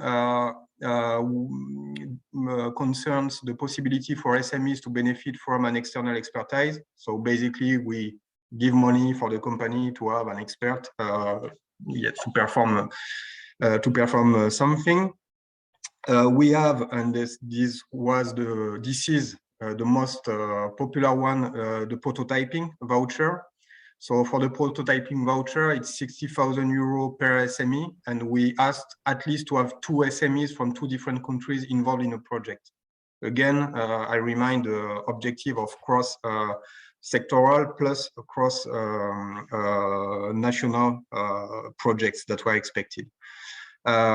So at this stage of the project, as it is running, we have launched our first call a few months ago, and we have the first results. So we have already 14 projects that are financed, which represent 25 SMEs already financed. And we have the second call that was launched at the end of the year, and we are today finalizing the evaluation. We hope to have, we will have, because it was quite a good success. We have 75 projects submitted representing more than 200 SMEs. So it is it is a very powerful tool. Again, the best practice I present, it's in a given context of European project, but the methodology could be adapted, in my opinion, in different contexts. It can be bigger, smaller, but I think we can be there to share also our experiences on that. Next slide, please. Okay, so here that was, yeah, it's a representation of the different sectors and what was important in our mind. I will not detail that too much, but the idea was to also tackle 3 horizontal dimensions for the project we will support: the digitalization, the green part, and the circular, circular economy. So next slide, please. So here you have, in a very not detailed presentation of the challenges. We try to make it understandable by most of the people. Again, we have very experienced and less experienced SMEs applying for our support. But here it's the synthesis of the results we have based on the steps I mentioned earlier. Yes, you can change your slide, please. And here I just put some examples of supported projects that we have. Again, we have 14 for the first call. So it just I just pick some of them, and we have we have a website where you can find much more detail on these projects that are running. So at this stage, I cannot speak too much about impacts of these projects, but for instance, the first project named P-Charge deals with the development of a docking and recharge station for IUVs using marine current. So PTAS, we know Nautilus Plus is a company expert in IUVs, PTAS in renewable energy, and FEAC Engineering, a Greek company in modelization. So here you see there are some that type of combination that was expected. We have the Coral project, so it's a solution for small ports for their digitalization and their efficiency in general. And the last one, DTA, etc., which is a cloud platform regarding logistics for ports. So you can see we have very different typology of projects, and we will have more. And okay, that was just for me a way to show you the concrete type of project we can support. I would end my presentation saying that this mechanism in OSUP has ended. However, there are new instruments at European level that can, where we can propose or where cascade funding schemes are expected. And Mrs. Bussolini mentioned the I3 calls. I3 calls can, we can implement such mechanism within these new calls. And if it opens to, that was a great news, in 2023 to associated partners of the Horizon Europe programs. Yes, the Black Sea actors should definitely consider such mechanism. In addition, also you have other calls for the European countries represented in COSME program with the Euro cluster call, where you have also cascade funding that are expected. So thank you very much. And if you have any question, or maybe after, I don't know. Yes, thank you, Colin. I have some questions for you, but maybe it will be much interesting to have them at the end of the session. Okay, then we will have time for all of questions. I have seen that the discussion is very dynamic. Then thank you for this nice presentation. And then we can move to the next speaker, which is Angelos Malios from Proatec. Angelos Marius is passionate about oceanic exploration and the technology that make it possible. He specializes in the design of underwater vehicles and sensory technology with a focus on autonomy, accessibility, and efficiency. He has been with the marine research for over 2 decades in high-profile institutes around the world, including the Hellenic Center of Marine Research, where he served as head of diving and ROV operations, and Woods Hole Oceanographic Institution in the US. He holds a master and PhD on computer vision and robotics at the University of Girona, Spain, and has received numerous awards, including 2 Marie Stopka Curie actions. He currently serves as technical director and co-founder of Ploatec, based in Girona, a marine technology consulting company that provides advanced scientific and customized engineering services covering remote sensing, instrumentation research and design, robotics, and data processing. Also, a new company, Ploatec, has already delivered services for a number of commercial and oil and gas projects, as well as participated in several international projects for collaboration, research, and innovation, including European 2020, NSF, NASA, and NOPP. Then, Angelos Marius, if you're there, the floor is yours. Thank you, Amina, for the presentation, and thank you also for this honorary invitation. I will try to share my experience on marine innovation, which I found to be an amazing sector to work in. My endeavor with marine research has started back on 1999, when I moved from the private non-marine sector to the Hellenic Center for Marine Research as an electronic engineer and diver for supporting the underwater vehicles, as well as other scientific instruments. Working on different research projects, I had the first-hand view of the difficulties and the lack of means of consistent and reliable data collection and characterization that the harsh marine environment poses. At that time, underwater technology was starting to evolve, and that was super exciting as I could build better tools. However, very soon I realized that more knowledge than practical engineering was needed if I wanted to develop new tools and instruments that would allow new scientific discoveries.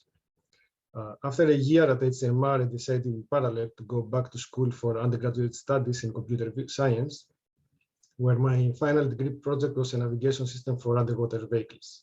That opened new horizons, and with the help of Marie Curie fellowships, I moved to Girona in Spain for my master's and PhD in underwater technology.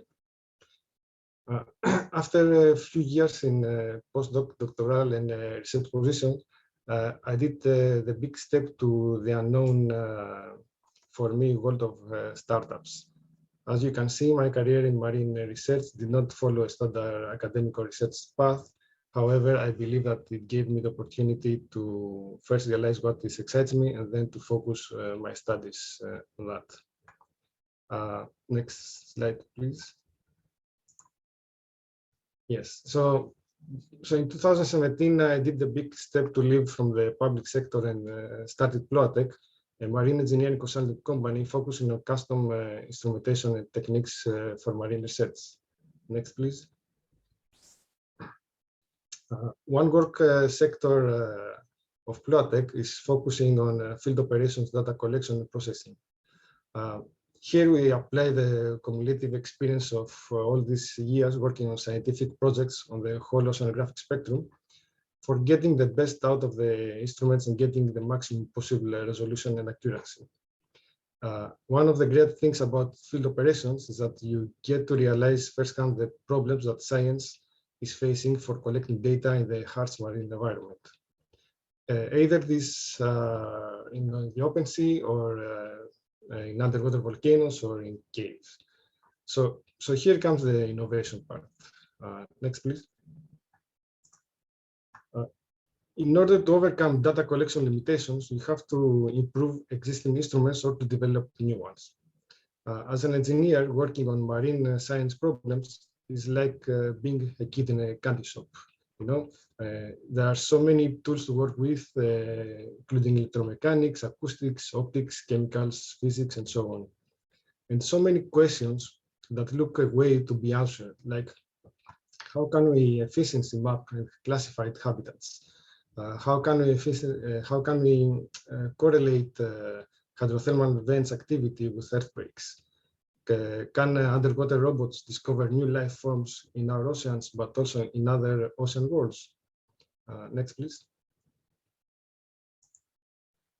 This last question was the framework of two NASA-funded projects that we participate with Woods Hole Oceanographic Institution and MIT. You see, deep space exploration poses fundamental problems equivalent to deep water exploration. In both cases, communications are of low bandwidth and sparse, and the robots are so far out of reach that they will have to deal with their environment unattended most of the time in order to maximize the data product. The basic idea was to develop and test technologies and techniques that one day may be used for exploring ocean worlds on other planets, such as Jupiter's moon Europa and Saturn's moon Enceladus. Projects like that are possible for Ploatec because I try to keep one leg in the research world. My collaboration and appointments with Woods Hole Oceanographic from 2005, either as guest investigator, postdoc, or visiting investigator, is continuing pushing my horizon on marine technology. One of our current projects is to try to send autonomous robots to explore under the ice in North Pole and get them back, of course, which is the difficult part. Next slide, please.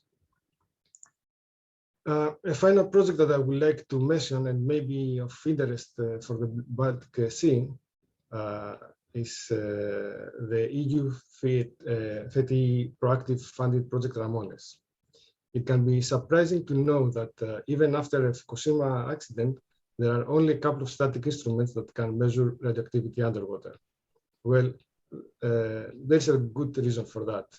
It is really difficult due to the water properties that are easily blocking high energies. Nevertheless, radioactivity monitoring is essential in case of accidents, as well as natural processes such as hydrothermal activity or the effects on the fish stocks. In Ramones, we plan not only to increase the measurement resolution from existing solutions, but also to combine static bathing laboratories with autonomous vehicles, allowing efficient and complete area coverage and characterization. Concluding, what I realized from my experience in the last 20 years in marine research is that if we focus on a hard to solve open marine science questions, then innovation is coming for free, either if that is in technology or methodologies. Thank you once again and for the invitation, and I wish you all the best for your project.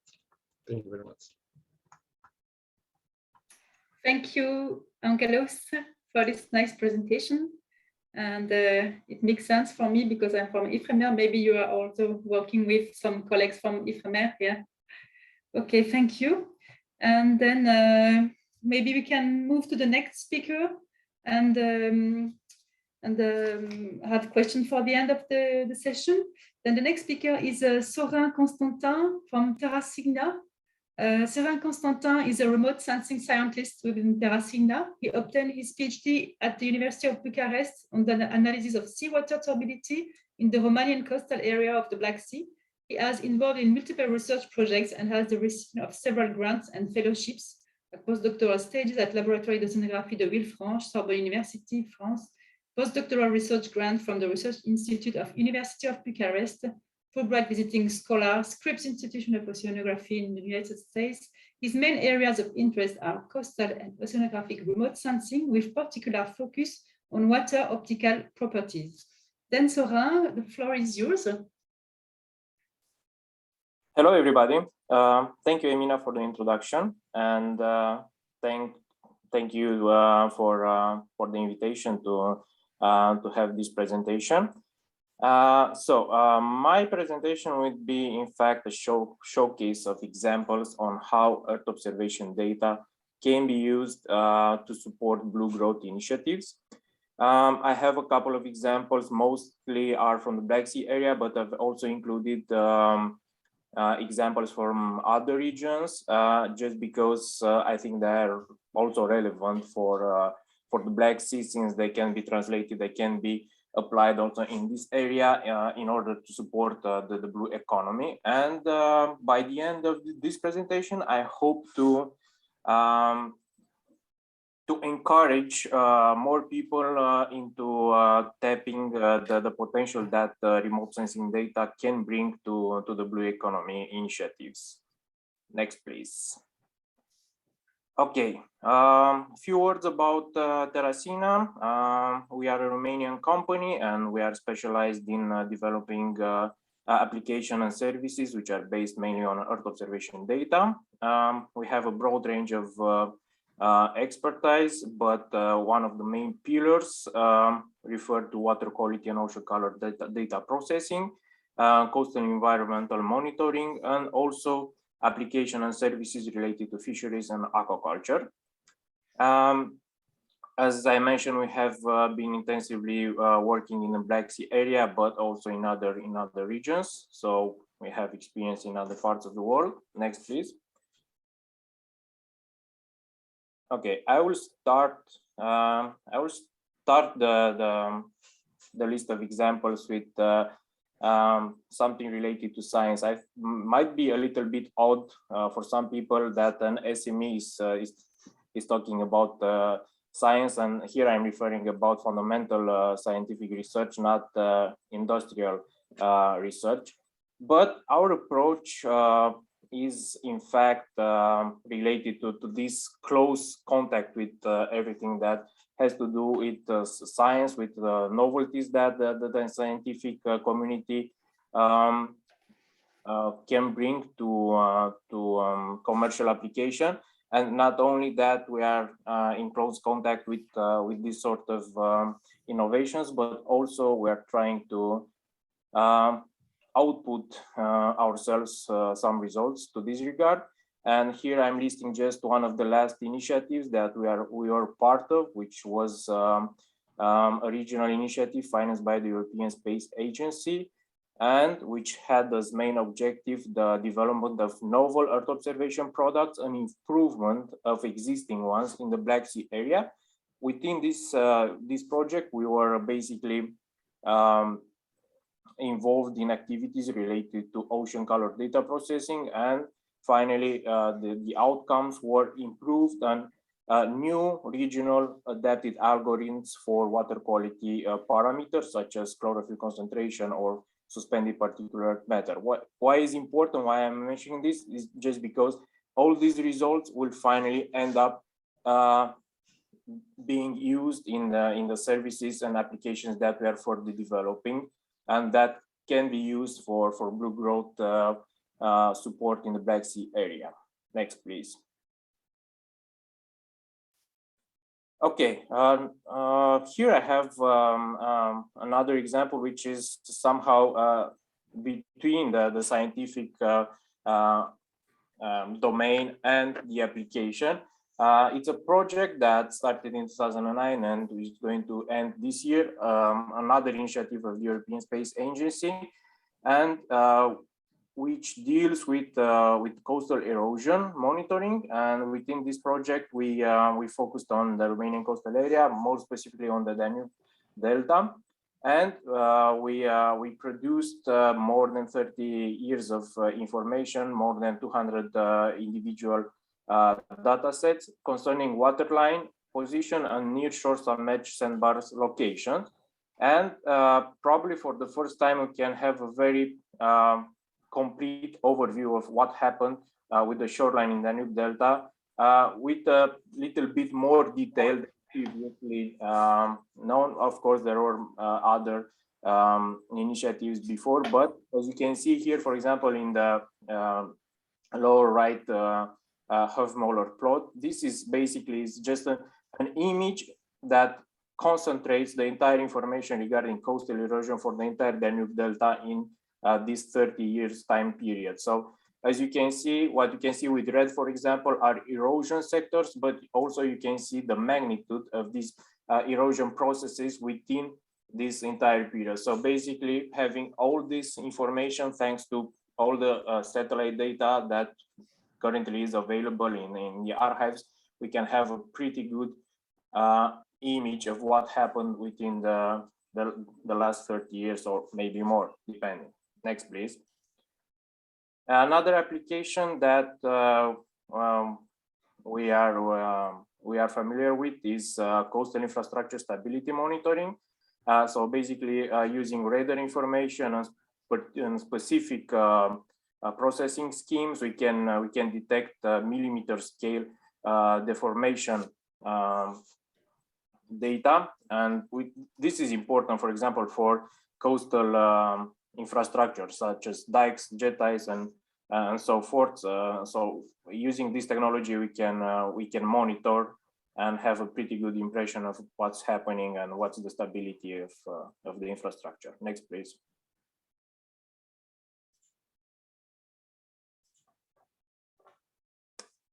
Okay, moving forward with the application. As I mentioned, we also did several projects in other areas. Here I'm just listing a couple of them that we did in partnership. In fact, not in partnership, but for the Inter-American Development Bank, with whom we have now, I can say, a long-standing relationship for a couple of years, and for which we did a lot of consultancy work in areas such as Mexico, Panama, Bolivia, Peru, and Brazil, just to name a few. And most of them are related to water quality monitoring, but also shoreline dynamics, coastal flood assessment, and this sort of applications. Next.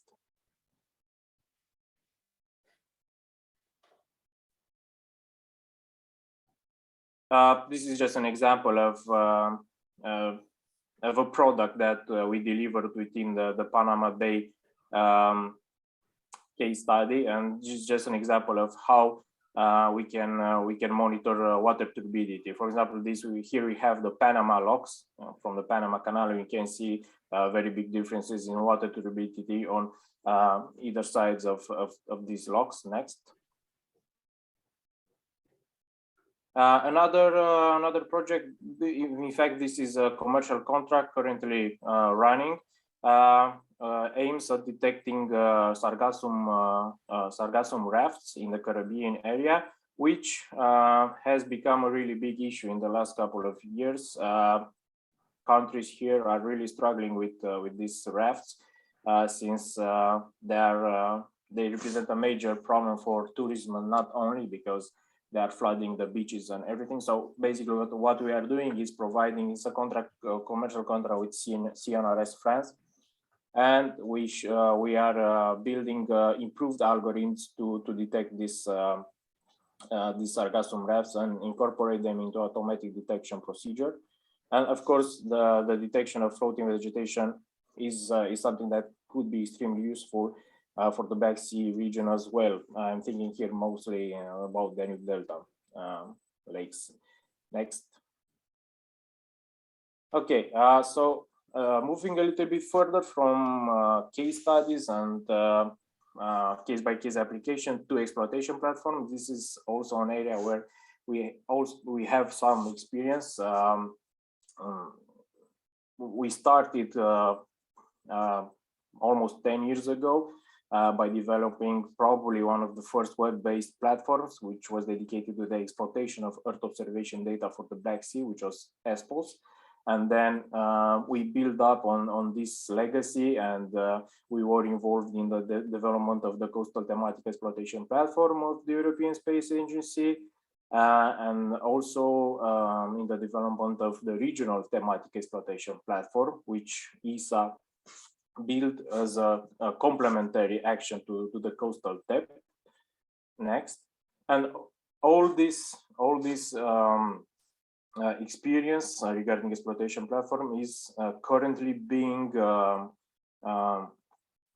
used in developing other services, and these are just two examples of services that we are currently building in collaboration with other partners, of course, and funded by the European Space Agency. And I'm referring here to one regarding coastal zone management, and the other regarding Black Sea protection. Each of these two projects has several sub-projects. I will not go into details, but they cover a broad range of applications regarding these domains.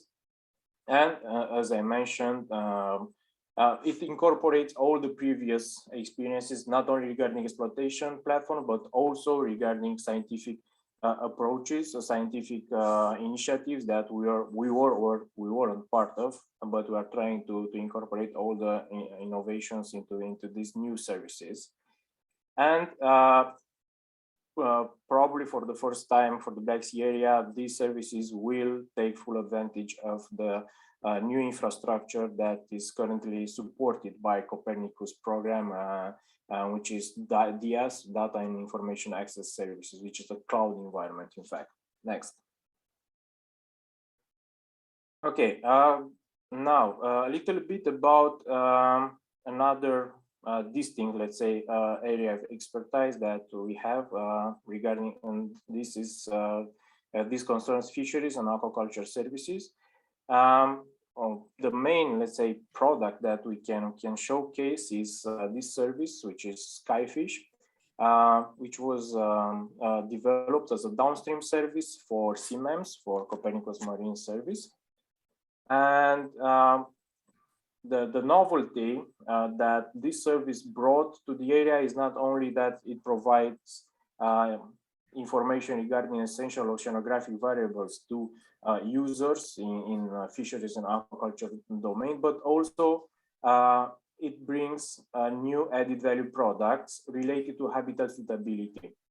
And this is, in fact, a very good example, I would say, regarding the collaboration between an SME, Teresina, of course, in this case, and a research institution, because this work was possible due to our collaboration with the National Institute for Marine Research and Development, Grigore Antipa, in Constanța. And we were able to develop these models and these habitat suitability indices thanks to their inputs and thanks to this collaboration. So yeah, it's as I mentioned already, it's a good example of collaboration between SME and research institutions. Next. Okay, and another important initiative in this domain, meaning fisheries and aquaculture services, is the EU-funded project Forecoast, which is currently running, will end this year in November, and which provides services for, let's say, a broader range of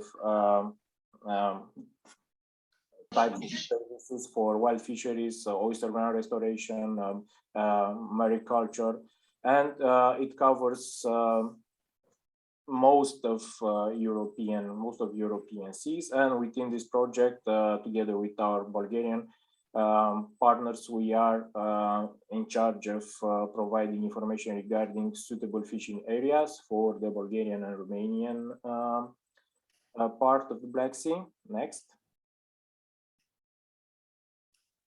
Time flies, Sorin, if you could go quickly to... Yeah, this is in fact my last Okay. slide, except the summary. Okay, so next to come. As we are speaking, even today, today we have the kickoff meeting of a very big and important project, in my opinion, which is the digital twin of the ocean, which is, let's say, the next step in supporting blue growth. It's something that the European Commission is supporting with a significant budget. As you can see, it will take 3 years to build this digital twin of the ocean. It's a huge project, huge endeavor with 56 partners, 19 countries. So yeah, basically this is, I would say, the next step in tapping into the potential of all the spatial data on all the what remote sensing and Earth observation has to bring. And finally, next slide, just the final remarks. I will just go briefly through them.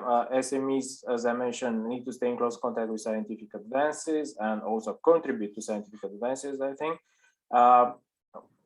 Regarding the marketplace in the Black Sea region, this is still in incipient phase and needs further developing. And also this is in close relationship with the need for a stronger regional user community. And as I mentioned, when SMEs and research institutions collaborate, usually the result is quite nice, I would say, and I would encourage. I think this would be beneficial for Blue Growth. And finally, I would like to argue that that observation empowers the Blue Growth, especially if added value products and services are made available to users. So that's it. Thank you for your attention. Thank you, Sorin. It's very interesting. Earth observation service is dedicated to the Black Sea. Then we can move to the next speaker. Our time flies. The next speaker is Frank Zal from Emarina. Frank Zal is a co-founder, scientific director, and chief executive officer. He has built his scientific reputation on his expertise in the field of marine invertebrates, respiratory pigments. Frank Zal founded Emarina in 2007 after 15 years of fundamental research at the CNRS in France. He is the author of several dozen international patents, more than 100 publications, has given over 100 presentations at scientific conferences. He is currently president of Biotech Santé Bretagne, a member of the supervisory board of INSERM Transfer, and vice-president regenerative medicine of Atlampol Biotherapy Board. Frank holds a PhD in oceanography, Pierre-Marie Curie University, Sorbonne University, completed by 3 years of postdoctoral studies at the University of Santa Barbara in California, UCSB, and then at the University of Antwerp in Belgium. He received also an executive management business administration from Rennes School of Business in 2014. Then thank you, Frank, and the floor is yours. So thank you very much, and thank you to good morning to everyone. So it's my pleasure to give you this talk. So you will see this talk will be something which is very unusual. I will going to talk about my adventure between fundamental research to create to making a company in biotech company. I will focus. You will see it's mostly dedicated to healthcare, and you will see using a worm, a very huge. You know, I'm sure you know this worm. It's Arenicola marina. Today, we're making like a breakthrough innovation in medical area in different applications, coming from blood transplantation and so on and so on. So I'm going to just to explain how we discover this worm and what we are making now with this very special animal. Next slide. So if you want to know more, you know, there is a bunch of video publication and so on. You click my name or Emarina, you will have a lot of stuff about the discovery, this amazing discovery about this worm. Next slide. So as you mentioned, Emina, so I was during over 15 years in academic position, working on environment, extreme environment, and I was very interested by deep sea ocean because I did several diving to the floor of Pacific Ocean, Atlantic Ocean, and I was very interested also by another extreme environment, which is the intertidal area. And in Brittany, or between the North Sea and Biarritz, you can find this strass on the beach, and below this strass you have this worm called Arenicola marina. So this worm is a very old one. It's lived on the earth over 450 million years by now. And it's an annelid, polychaetes. And I discover on this worm a very special oxygen carrier, which is in fact the ancestor of red blood cell. So after trying to understand how this worm can breathe between low tide and high tide, I focus my attention of the blood of this animal. And with the blood of this animal, so I discovered that the worm stopped to breathe during low tide and breathed just when it was below the sea. And I discovered this molecule, which is the ancestor of red blood cell. At the beginning, there is no red blood cell, and this molecule was an extracellular hemoglobin. So from this fundamental research, just for a scientific view at the beginning, we're making at this stage some product in medical area using this molecule as a platform. So you can see the product, you know, the worm, the beach, the product, and the product which is actually used in medical area. Next slide. So I start always by this tree number, 100 million. What this number means? So the blood shortage worldwide is 100 million of liter of blood each year. So we have a big gap between the need of blood and the stock of blood. The other number, it's the number of people waiting an organ in France. It's over 40,000 by now. And at the level of European community, it's around 200,000 people waiting an organ. It can be kidney, liver, heart, pancreas, and so on. And 30 seconds, it's what's this number? There is one amputation each 30 seconds worldwide due to a problematic of diabetic foot ulcer. Next slide. And you understood that the common denominator is oxygen, blood carrier oxygen, red blood cell. When you disconnect the graft, you need oxygen to carry the oxygen in good shape between the donor side to recipient side. And when you have a trouble of diabetic foot ulcer, you have a trouble of oxygenation at the level of the feet just because you have a trouble of the vascular system. Next slide. And why we need so much blood? Just because, you know, the life go in speedway. And when you have a car accident, nobody can make a transfusion at this level of car crash. So we need to bring you very fast in the hospital to make transfusion, just because when you give a blood, the blood can be kept during 42 days at 4 degrees Celsius. We have all blood typing. So it's very difficult to make transfusion at this level. When you are in an operating block, for example, liver transplantation, need like a 25 to 30 blood units, making 30 times for 450 ml, so liter and liter of blood to make just one operation.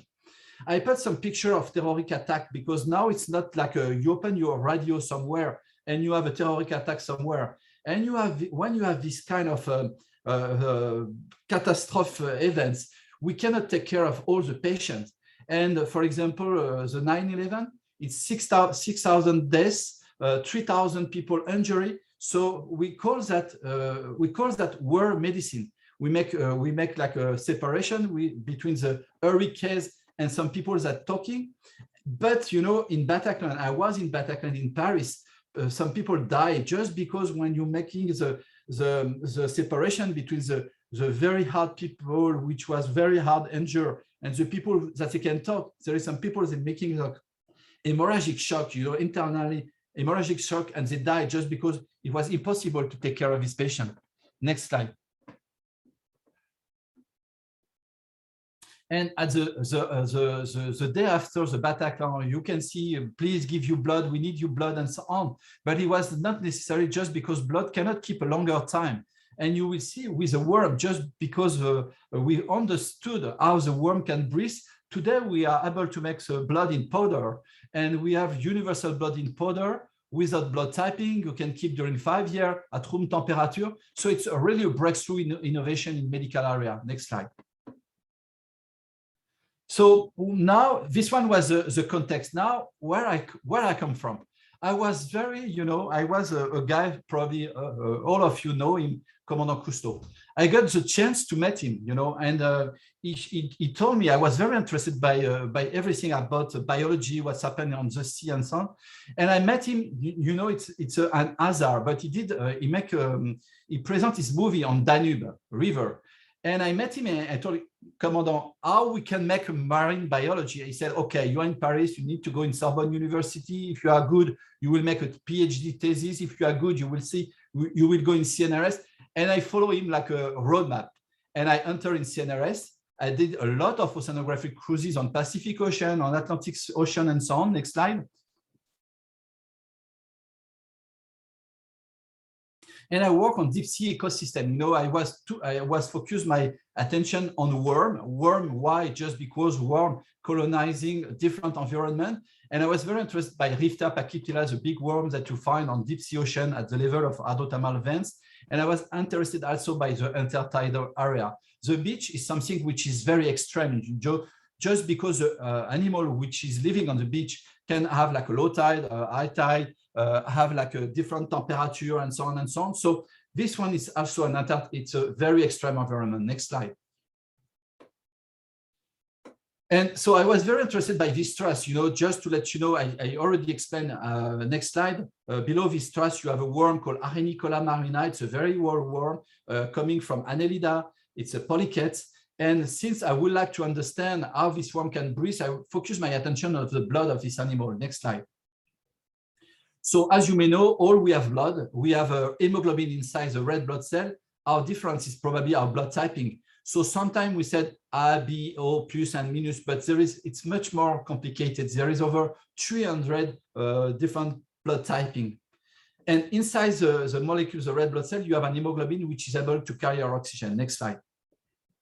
So I have fully described this molecule. So this molecule coming from Arenicola marina, and it's like a nanoparticle which is able to bind 40 times more oxygen than the HbA. There is no blood typing. There is some molecule inside, which is some protein which provides to the molecule a very high strongest to auto-oxidation. So it's a very, very strong molecule. And I just put like something which is very interesting. Our common ancestor is Lucy. Lucy, it's 3 million years ago by now, and this one is 450 million years by now. But when you take a look about the globin structure chain, it's very conserved during this million year of evolution. So it's funny to have like a molecule we can be used in human. Next slide. So the first step when I discovered this molecule was to try to reemplace the blood from animal. It was mouse at this period. You can remove blood from this animal. You put the blood of Arenicola marina inside, and the animal can live on this molecule. Next slide. So in 2007, I decided to quit the CNRS. You know, I was in Roscoff in Marine Station, not so far away where I live by now in Morlaix. So I created Marina from scratch, telling, okay, we find some fundamental research. Now I want to bring this stuff to the medical area. So I create everything about the chain of production, the application, and so on and so on. Next slide. So we have a part of aquaculture because we have a farm. We're making like 30 tons a year of this Arenicola marina. So we know that the sex are separated of this worm. We're making in vitro fecundation. So we have all the traceability of the raw material we call pharmaceutical worms, because this worm has already like audited by the health authority. And we have a farm which is all the traceability around the farm. Next slide. So we have the worm. So we farm the worm. We have several reproduction cycles a year. So we extract the product under GMP. So from the worm, we have the molecule. Next slide. And this one is amazing. You know, we have like in a small vial of 20 ml, a powder of hemoglobin. We're just putting PPI water, and we have something which is able to reemplace the blood. For example, today we are working with medical area, but tomorrow it can be something which can be used in space, in a ship, because when you have a hemorrhagic shock, you need to make transfusion. And this one, it's really something which is a breakthrough in all the world. So we work with the Navy, the military, and so on using this product. Next slide. So the first product is Hemo2Life. It's a manufactured product. In this vial, you have 1 gram of the product for organ preservation. Next slide. So it's very easy to use in our operating blocks. You're just putting the hemoglobin in this solution, which is able to preserve organs. Next slide. So we work on kidney transplantation. Next slide, because kidney, you know, it's the most organ which is transplanted. We did a very strong transplantation. We're making like a face transplantation, arm transplantation, composite tissue transplantation, just because you provide to the physician tissue in a very good way. So it's like the tissue or the organ didn't see it was disconnected. So you can keep a long time graft to make transplantation. Next slide. So here you have just some picture of how it works. So we're putting the tissue. This one is the face with the product inside. And instead to keep the face or the tissue during some hour, you can keep during the day. So they're changing everything, you know, in the medical practice. Next slide. So we did arm transplantation recently in India. A guy who lost his 2 arms. We're making 2 arm transplantation using this product. Just is not a magic at all. We know how the product we know the product and how is able to deliver oxygen to this tissue that they need oxygen. So instead to keep an arm during 4 hours, we can keep it during a day. So it's something changing everything. Next slide. So here you have the guy, you know, we reemplace the arm of the guy, just perfusing the arm with the product. And the guy now he has the arm moving, he can work again. Next slide. We did some stuff with wound dressing, you know, for diabetic foot ulcer. We graph the product in the dressing. We have some gel of the dressing, so we can oxygenate the wound externally instead we oxygenated the wound internally. So it's something which is a brand new. It's a very new technology too. Next slide.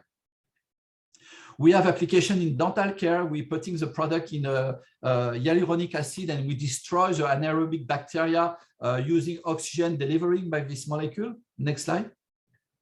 We are working in sickle cell disease with beta thalassemia, stroke, myocardial infarction. You know, it's like a platform. So we have a lot of different applications using this platform. Next slide.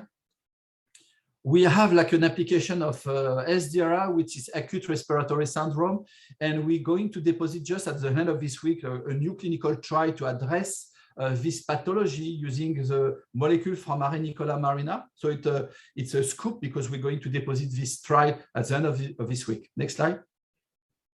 And I will just stop here. So, you know, marine, sometime I follow the different very nice presentation, but what I want to say is protect the biodiversity, because, you know, Emarina actually making a revolution in medical area, just using a worm.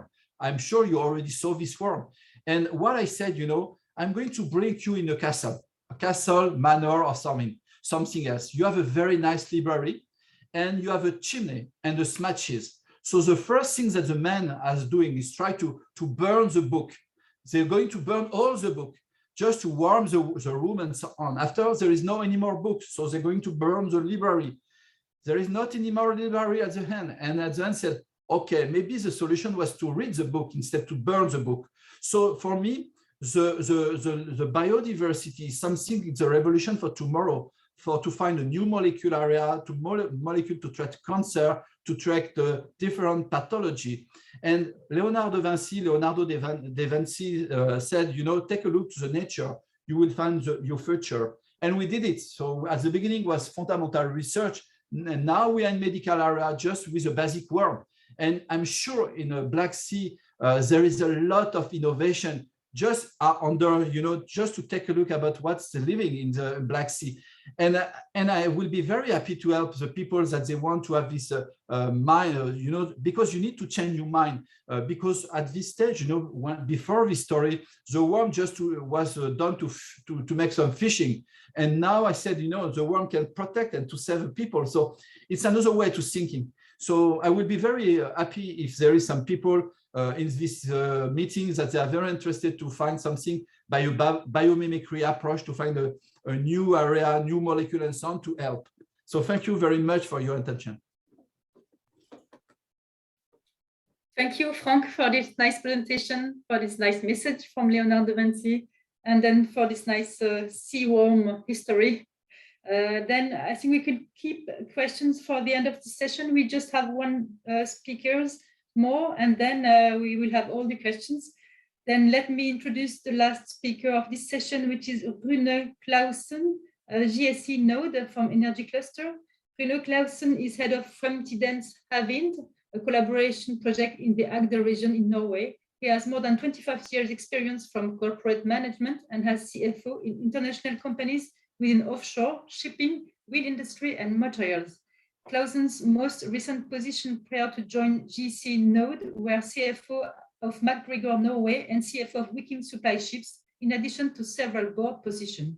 He also has experience from Vestas Wind System as financial director of Vestas Component and several years experience from Elkem. Clausen holds a Master of Management from the Norwegian School of Management, Business Intelligence and Executive Schools. Then Clausen, Rune, floor is yours. Thank you very much, and thank you for inviting me. I can see that we are short on time, so I will try to limit myself. I am heading a project called Fremtidens Havvind. That is a Norwegian name. Translated into English, that would be the future of offshore wind. Next slide, please.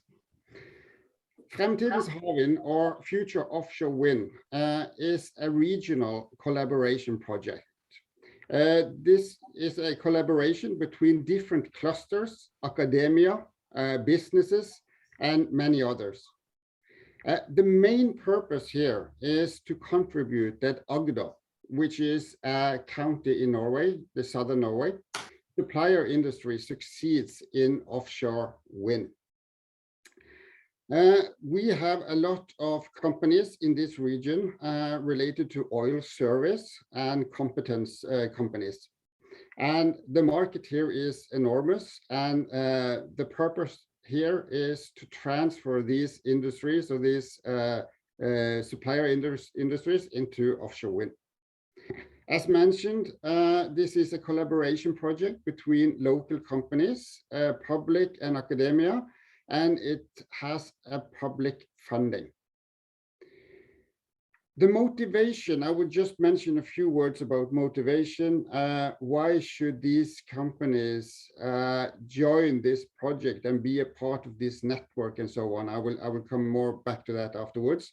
But the thing is that the future is renewables, and offshore wind is a part of that future.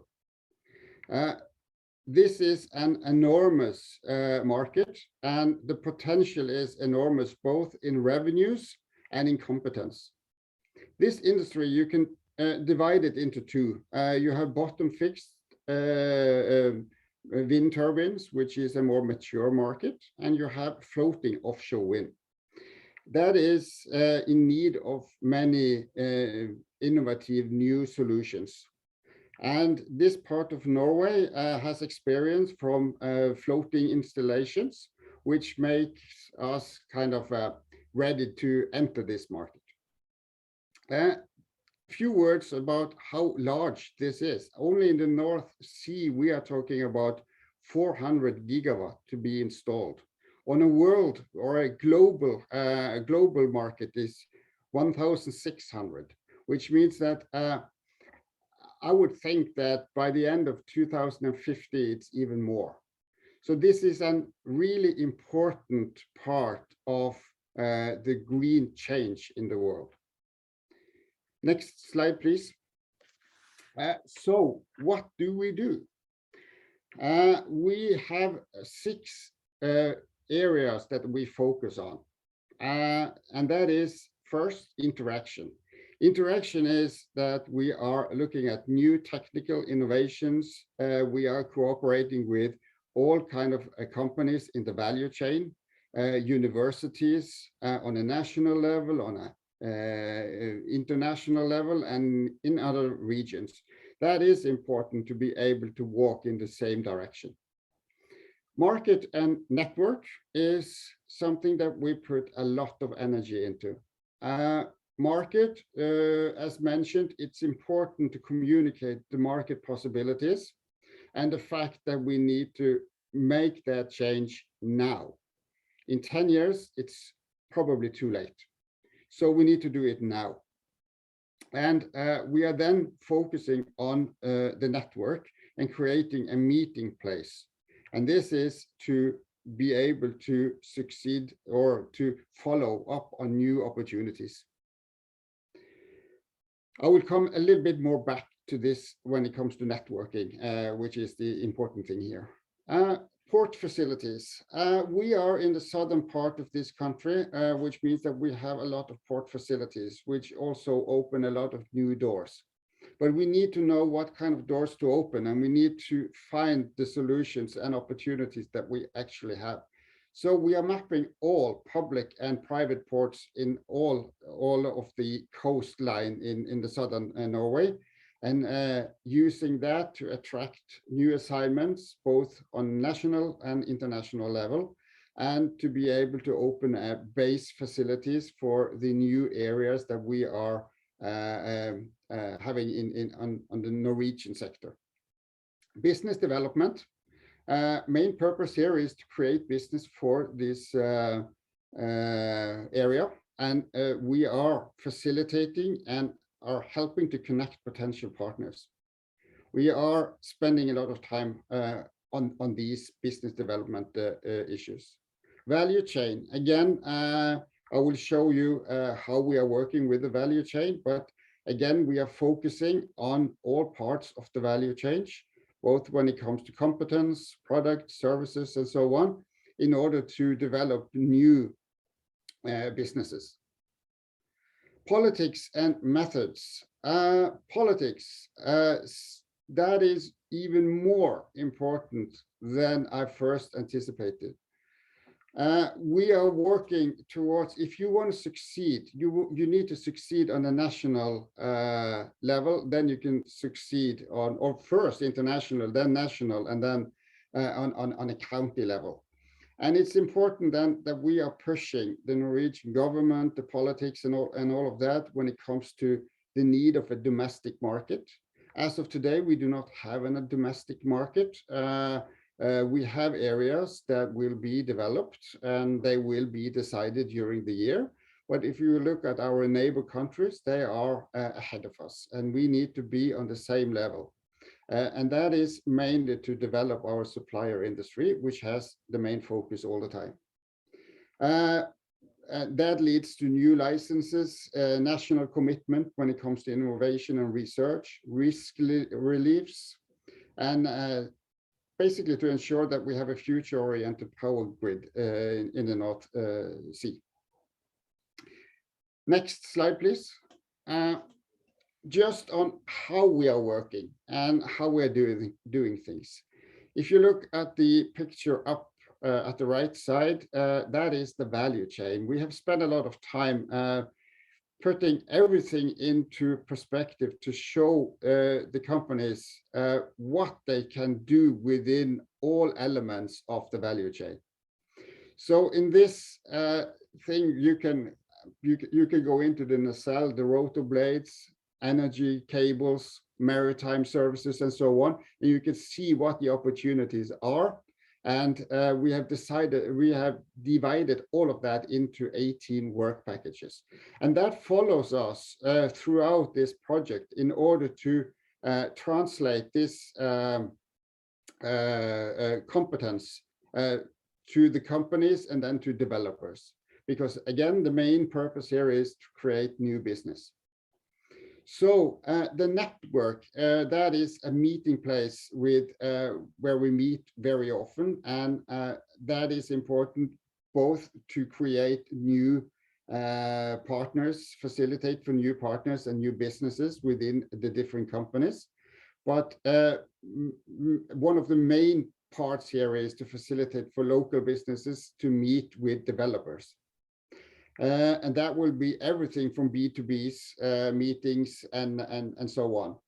And we need to show that these companies has the correct competence. So we have put together a web solution, and where we have, of course, all kind of information about the market and ourselves and so on. But the main part here is how we present the network. And this network can be used from developers and so on, where we link all of their competence into these 18 work packages. And that's how we get a kind of a red line within the project.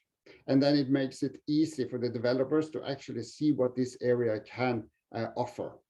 Again, the main purpose to create new business for the area.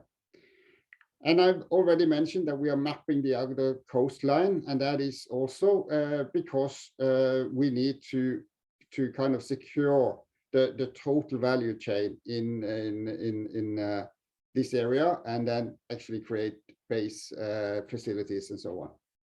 Political influence I already mentioned. In short, you can say that the next final slide, if you change, please. The Norwegian authorities wants to develop a Norwegian supplier industry. And our aim is to put that into Agder, into our county. And we want to create or to develop a supplier industry in this region.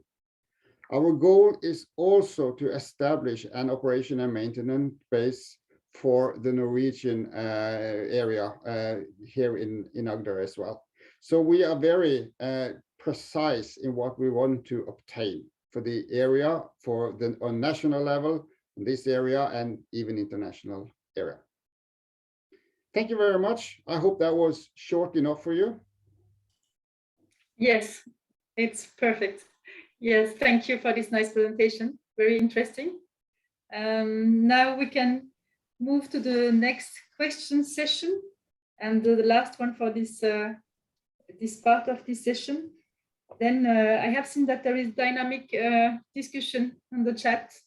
Maybe, I don't know if Pinar or Mustafa highlighted some urgent or burning questions in the chat, or maybe we can give the floor to the community if they want to ask directly.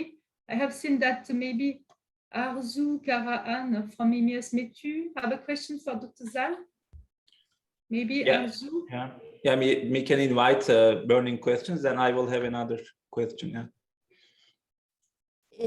Hi, can I ask my question? Yes. Hi. Thank you very much, Dr. Zal. It was very interesting and promising presentation. Thank you very much. I just wonder, the blood cell that you isolated from polycat have any stem cell potential? Did you check that? What? Sorry? These blood cell of polycat have a kind of stem cell potential, or just the blood cell like like us? No, it's a very nice question. So there is no blood cell. It's an extracellular protein. So it's there is no red blood cell. It's an extracellular protein. But you're right. So in the worm, in this worm, the hemoglobin is done by something we call chloracogene tissue. It's a special tissue making this product. But you're right, there is some stem cell inside too. So there is some people working on stem cells. There is some people working also on the antibiotic, because there is, for example, in arenicol, there is some product called arenicin, which is a natural peptide antibiotic. But in order to answer, to focus on to your question, yes, there is some stem cell too in polycat, but there is nothing to do with extracellular protein like we are working on. Yes. Actually, I understand that one. Thank you very much. Just like I'm working on tunicate, our tunicate blood cell is kind of stem cell. So is they increase their number in this phase. So it's I just wonder is polycat has this kind of potential also. Thank you very much for your question. I would like to contact with you later. Actually, I have a lot of questions. No problem. Go ahead. Thanks. Okay, thank you. Many other burning questions?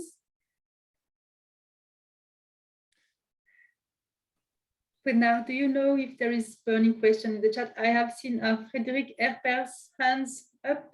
Yes, Frédéric?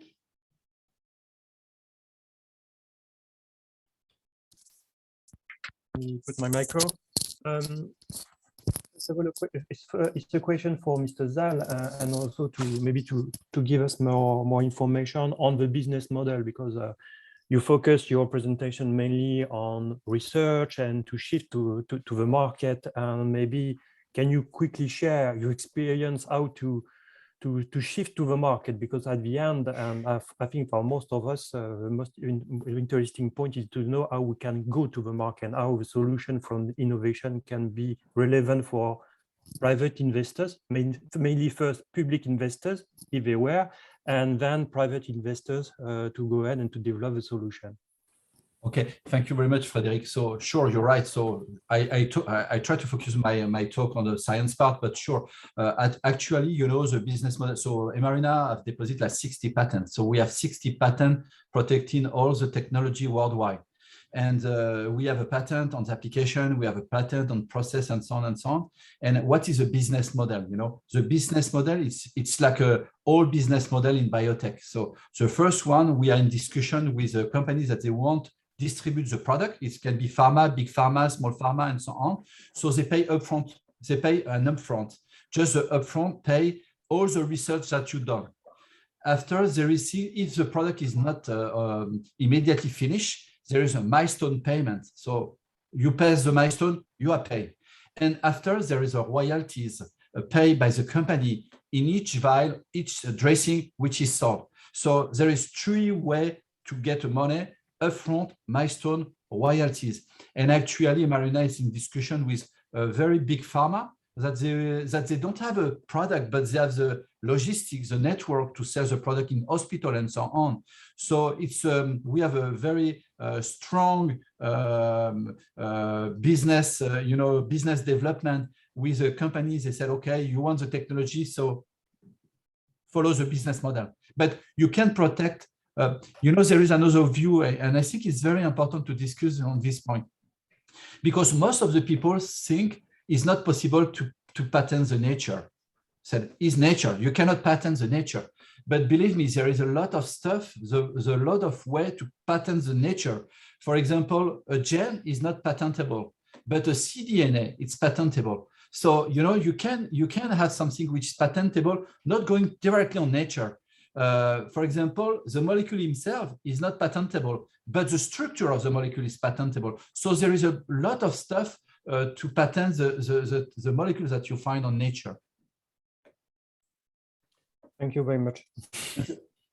I think it's really interesting and to be considered beyond research innovation to see how we can address the market and take the advantage as you raised during your presentation, all the assets we can be provided by natural capital, which can be maybe unique in the Black Sea. Research scientists on the Black Sea can maybe confer on that and to see what could be some areas of improvement or development for the Black Sea. Sure. But very interesting and good experience to be shared and maybe replicated. Sure. The Black Sea. And just a point of Frederic, there is a lot of investor that they want to invest on this kind of business just because it's a natural product. There is a big valuation because if you go to the end, there is a big valuation. You can find investor believing in this kind of business, and we find an investor in making this business. So. Yeah, but I think it will be discussed in the next session with Adrian. But thank you very much for your points and all very relevant. Thank you very much. Thank you. Yes, thank you. Thank you. Emina, I think there was some engaging questions and comments already happening in the chat. But I think Mustafa has maybe a question before we finalize this Q&A session and maybe have a short break. Mustafa? Before we end this session, I'd like to ask a final question to our representatives from clusters, which they have very nicely laid out, Guy and Ilse. And after them, we have also heard about accelerators. So my question is, we have already heard very exciting applications, potential applications related to biotech, recycling of algae, deep sea, etc. So these ideas, of course, our application stem cells, they need to be accelerated. But from what I observed, clusters, they are more sustainable structures, formal structures, but accelerators are project bound. So maybe Guy, Colin, or I'm just curious about your views on these sort of accelerators, how to make them more sustainable and effective. So I don't know, any of you can jump in. Yes, who want to ask? Colin, maybe. To respond? Colin, maybe? Are you Yes, there, I'm Colin? Yeah, I'm here. Sorry, I have some computer issues. That's not easy to answer, and maybe Guy can complement based on the experience of Polmer. But I think Polmer, yes, has the ability to set up an accelerator on the long term because there was this strong public support since the beginning. Without that, I think it's very complicated for our typology of organization to find a real business model. After that, it is complemented. So we have that strong basis, but we have, in my opinion, improved that using different opportunities. And Galatea was one of the examples to increase our capacity to support projects of our members. And so for me, it's an in-between, yes, a strong basis, which is more French, because yes, we are in France and so on, but we have some other external opportunities and the European Commission allows us to develop that. Okay, thank you. Okay. Yes, Is there any hands up or someone want to add something? I can add something. Yeah. I think it's necessary to have public funded for such organization as clusters. I explained the cluster, METC cluster are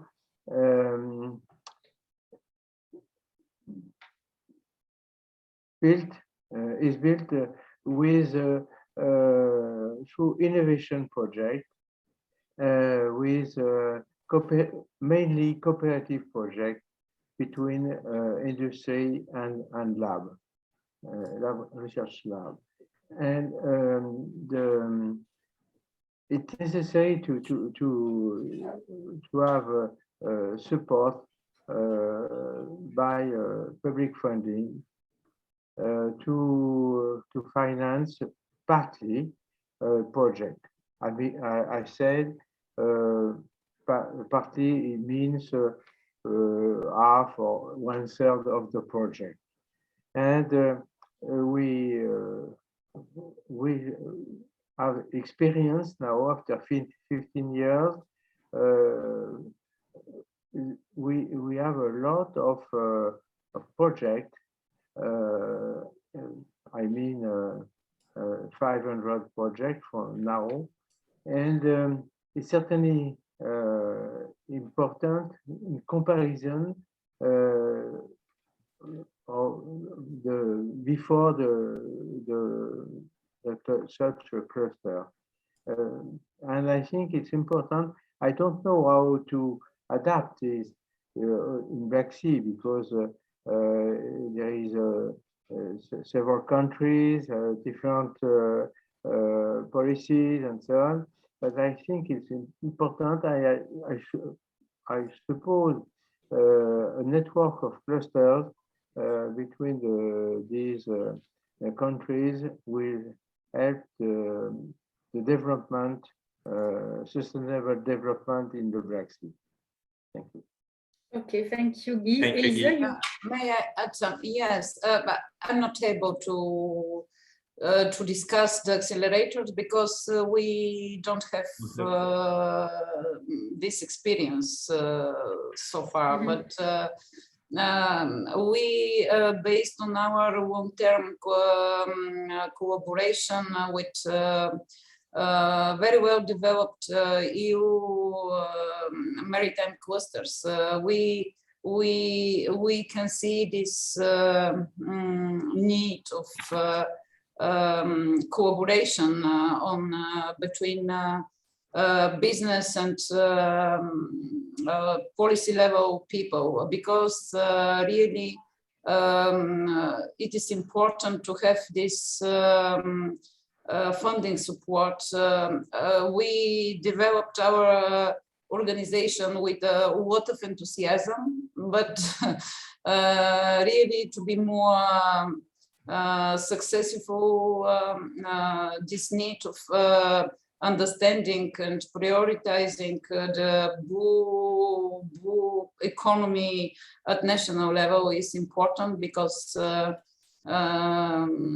if we have this strategy view on national level and on a regional level, of course, this will give this common approach, and it will help for more development of the clusters and business. Of course, this is the important.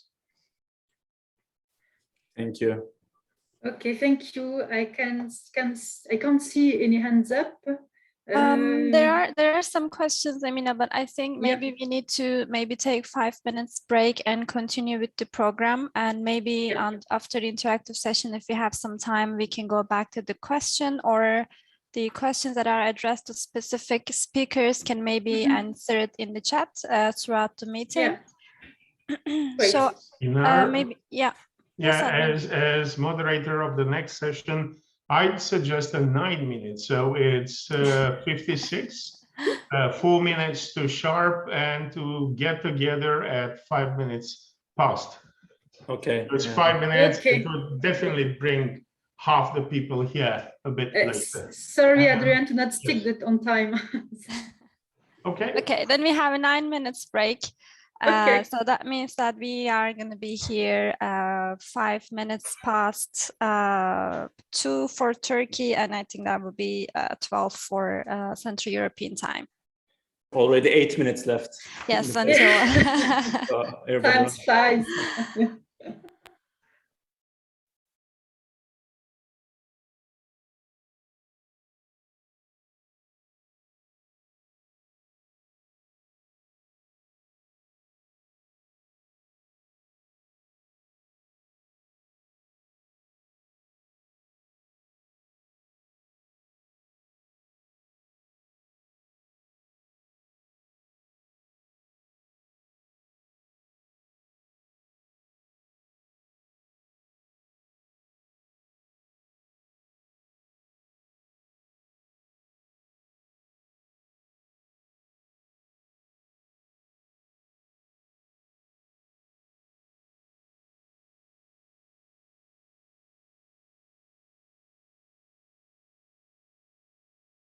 And so, Barish, Mustafa, if that's fine with you, I'd give it a go.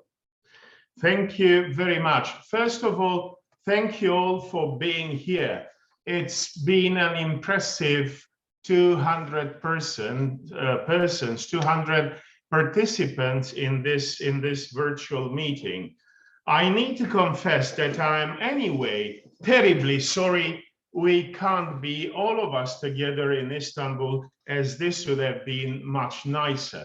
And I'm looking forward to the next event when we'll hopefully have the chance to meet in person after this 2 years break. So about this session, as you can see in agenda, it's an interactive session. It is a very important point of the workshop from my point of view.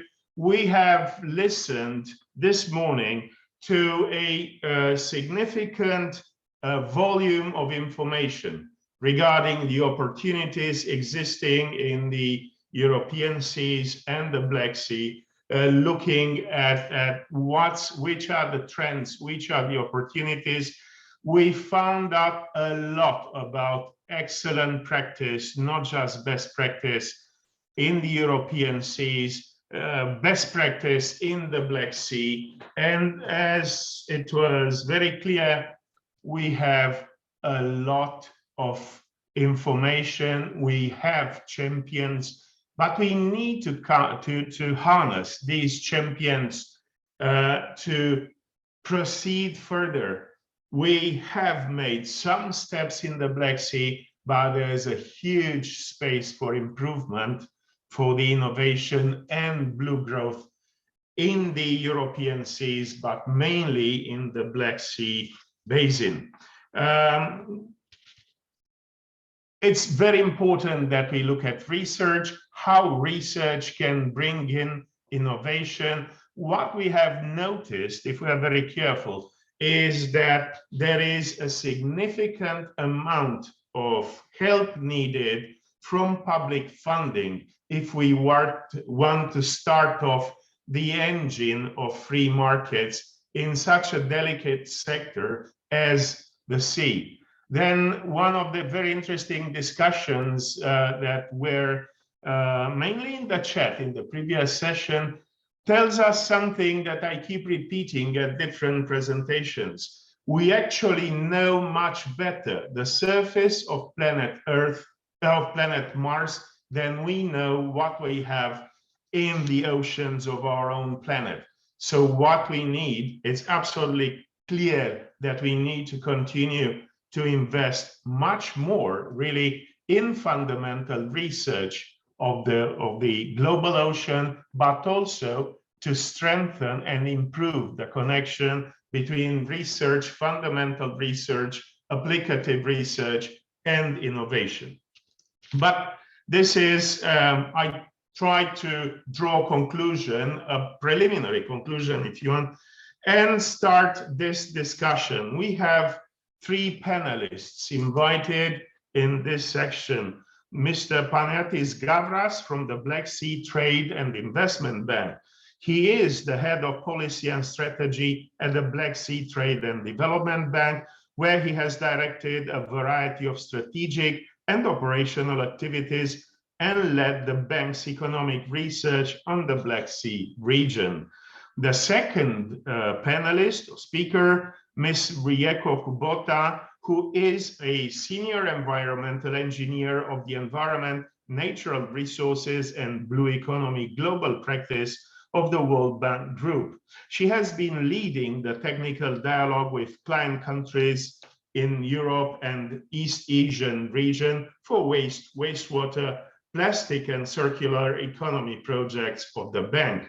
She is passionate about integrating traditional infrastructure investments and innovative technology and business models in pollution development agenda. She is a waste manager specialist and has been an international development professional for almost 20 years. Before joining the bank, she has worked as an academic researcher with a research institute for 10 years, worked in the United Nations agencies, a startup company, and the Japan International Cooperation Agency. Last but not least, Mr. Frédéric Herter from the Black Sea Assistance Mechanism of the Common Maritime Agenda, our twin initiative in the Black Sea. One cannot exist without the other, the SRIA, the Strategic Research and Innovation Agenda, and the Common Maritime Agenda. Frédéric is a blue economy expert. He has a proven experience in design and implementation of integrated maritime and coastal policies at EU, national, regional, and local levels. He has been involved in several European Commission-funded projects related to blue economy, such as the Black Sea Blue Growth Facility, Black Sea Assistance Mechanism, the WestMed Assistance Mechanism, Maritime Spatial Planning Platform, Atlantic Action Plan Assistance Mechanism. He is an engineer graduated from ENSTAD Bretagne in hydrography and oceanography and has a postgraduate degree in electronics and signals. So as I said, these are our 3 panelists. I shall ask questions to each of them, not the same questions, you'll notice. Then we'll have an open field for discussion. So question number 1, as I said, I return, we spoke about science, we saw results, we saw best practice, we saw champions. What we need to see, how to collate research with the funding.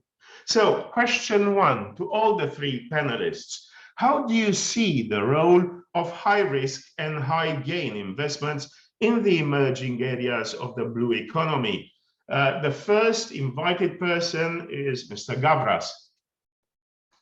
Thank you very much, Adrian, for this opportunity to speak, and thank you to the organizers for putting this very, very useful workshop together. This is not an area where I'm very familiar, and it's been fascinating to listen to all these presentations and hear these things today. And I can say, as an outsider, relatively speaking, on the topic, it's been very good, and I think it's very timely as well. Where I do have some experiences on the Black Sea region, working at the bank for over 20 years, and it's always useful to see these sorts of events that try to focus on the region and try to foster this sense of regionalism, which really is underdeveloped relative to certain other sea bodies that we have observed. A lot of this stuff that has been spoken about today in terms of the research and innovation tends to be further upstream than the kind of stuff that my institution specializes in. We're further downstream, if you will, when these various initiatives eventually translate into investments that can be financed. And my institution, like any other bank, is very active in financing activities in the region, ironically, not very much in the maritime area, which is one of the reasons for which well, that's a point to be discussed as well. Why has there not been that much investment in the region, especially with the maritime type of blue economy type of activities that are being discussed today? And I think there are many reasons for that. You spoke about high risk and high gain investments, Adrian, and I think when we're looking at the region, first of all, those two do not necessarily go together. You can have high gain investments, which are not necessarily high risk. And the region, because that it is at a more nascent level of cooperation, because there is stuff that needs to be done, can actually catch up and learn from what has been done in other sea basins where the cooperation is more developed, where it's easier to move along more quickly, and learn from the experiences of the others and not have to go through the growing pains that some of them may have had to go through.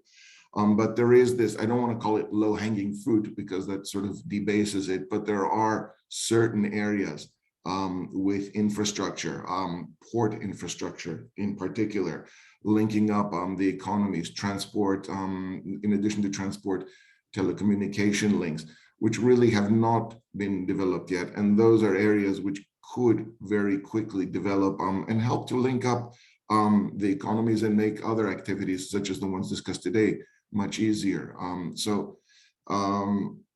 I would say that there are high gain investments that are not necessarily high risk, that I think you can bring in the private sector, either through public investment programs, through the various private partnerships that now exist, not just public-private partnerships, but other forms of concessions as well.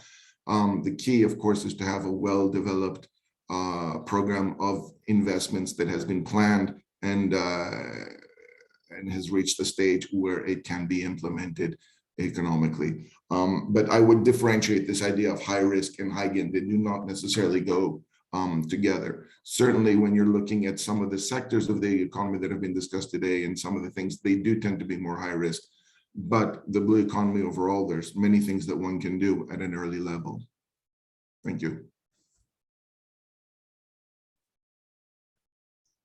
Thank you very much. Next one, Mr. Herbert.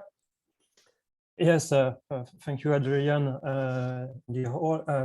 Well, first of all, for me, I would say we have maybe to make a difference between investment and investors, because you may have to consider two types of typology of investors. First one, the private one, and another one, the public ones.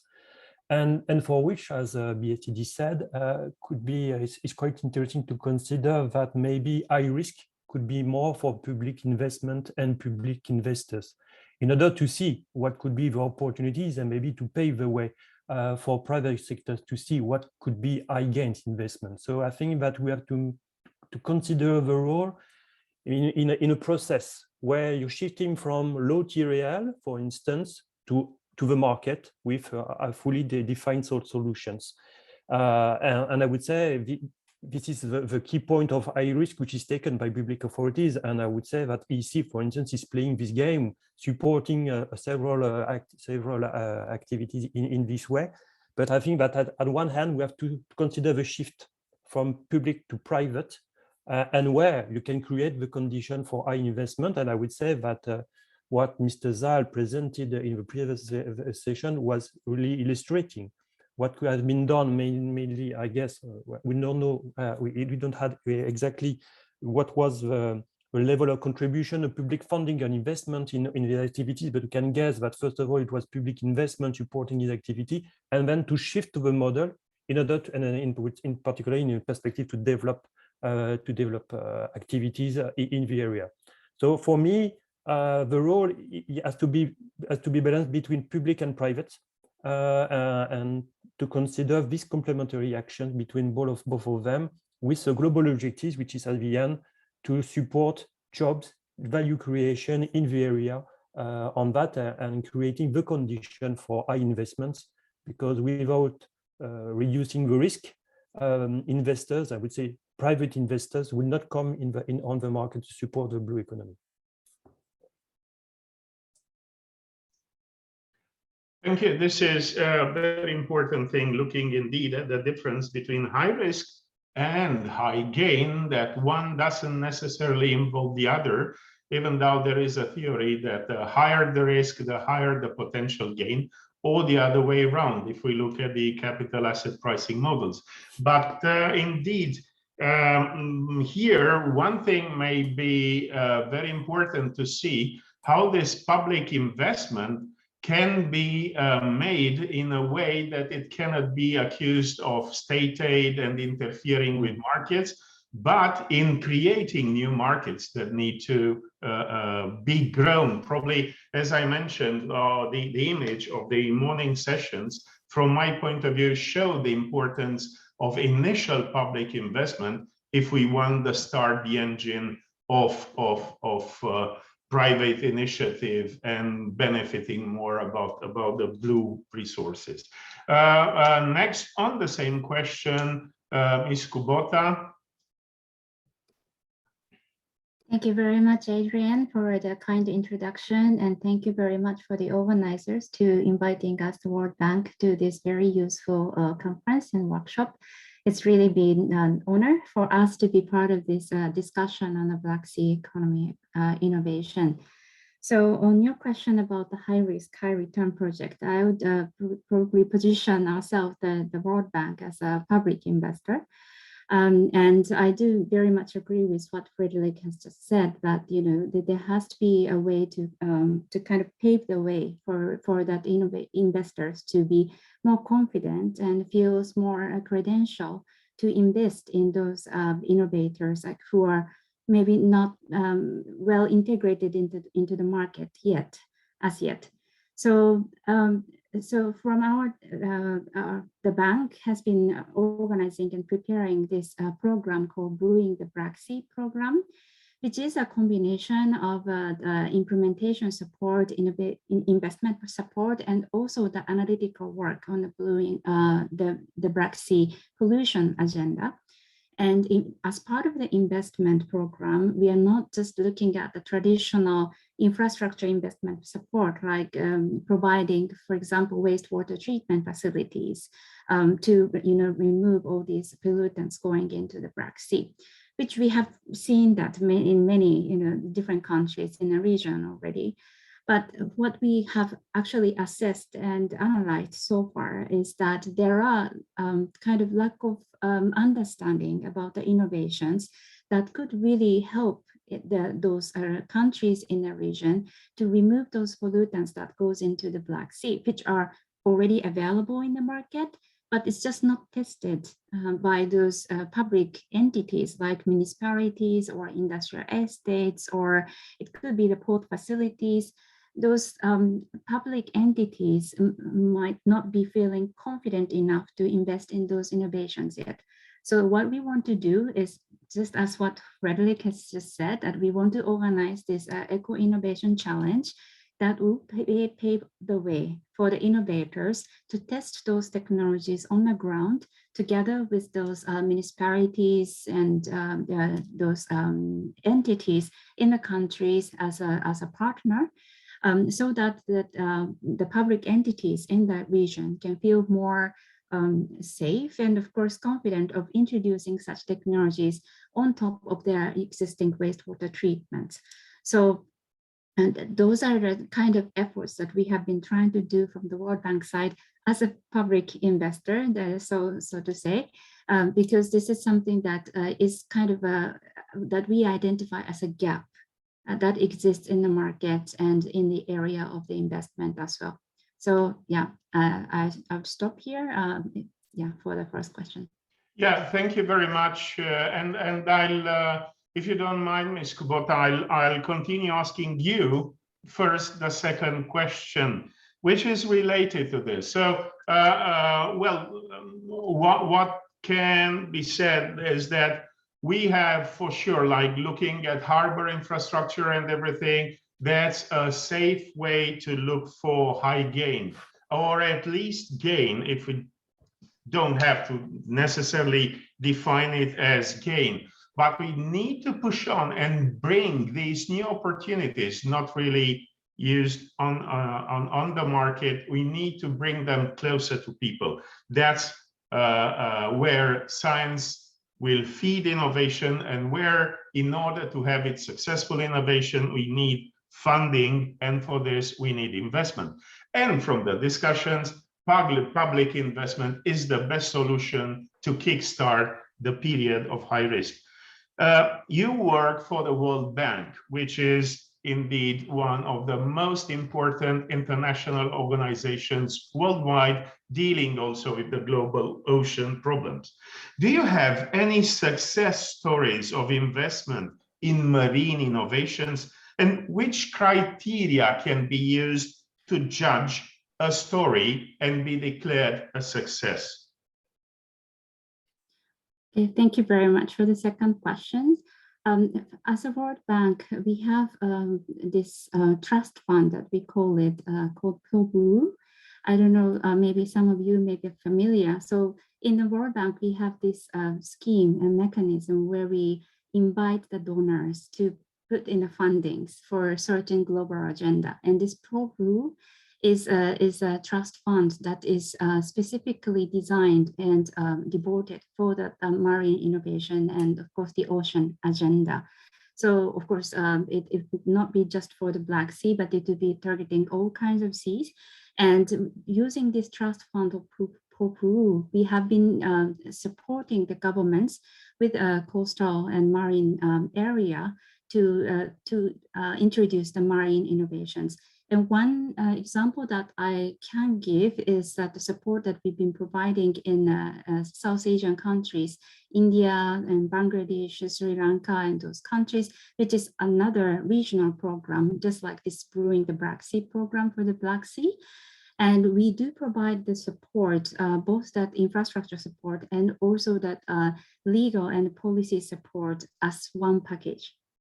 And in that package, we also invite the innovators to also test that innovation that contributes to the plastic pollution issue, to eliminate the plastic that goes into the sea, and also to innovate the kind of biodegradable biodegradable packaging items that will be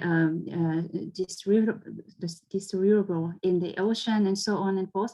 So as one investment package that we usually do this integrated support to those client countries, not just inviting the infrastructure or innovation, but we also do have a full support to those national level policy makers, so that it can induce the markets down the road to invite more opportunities for the innovators to have more investment accessibilities, and also to enhance the understanding of the policymakers from the national level to the local level, to invite those innovations to be introduced as the potential solutions for the marine pollution issues.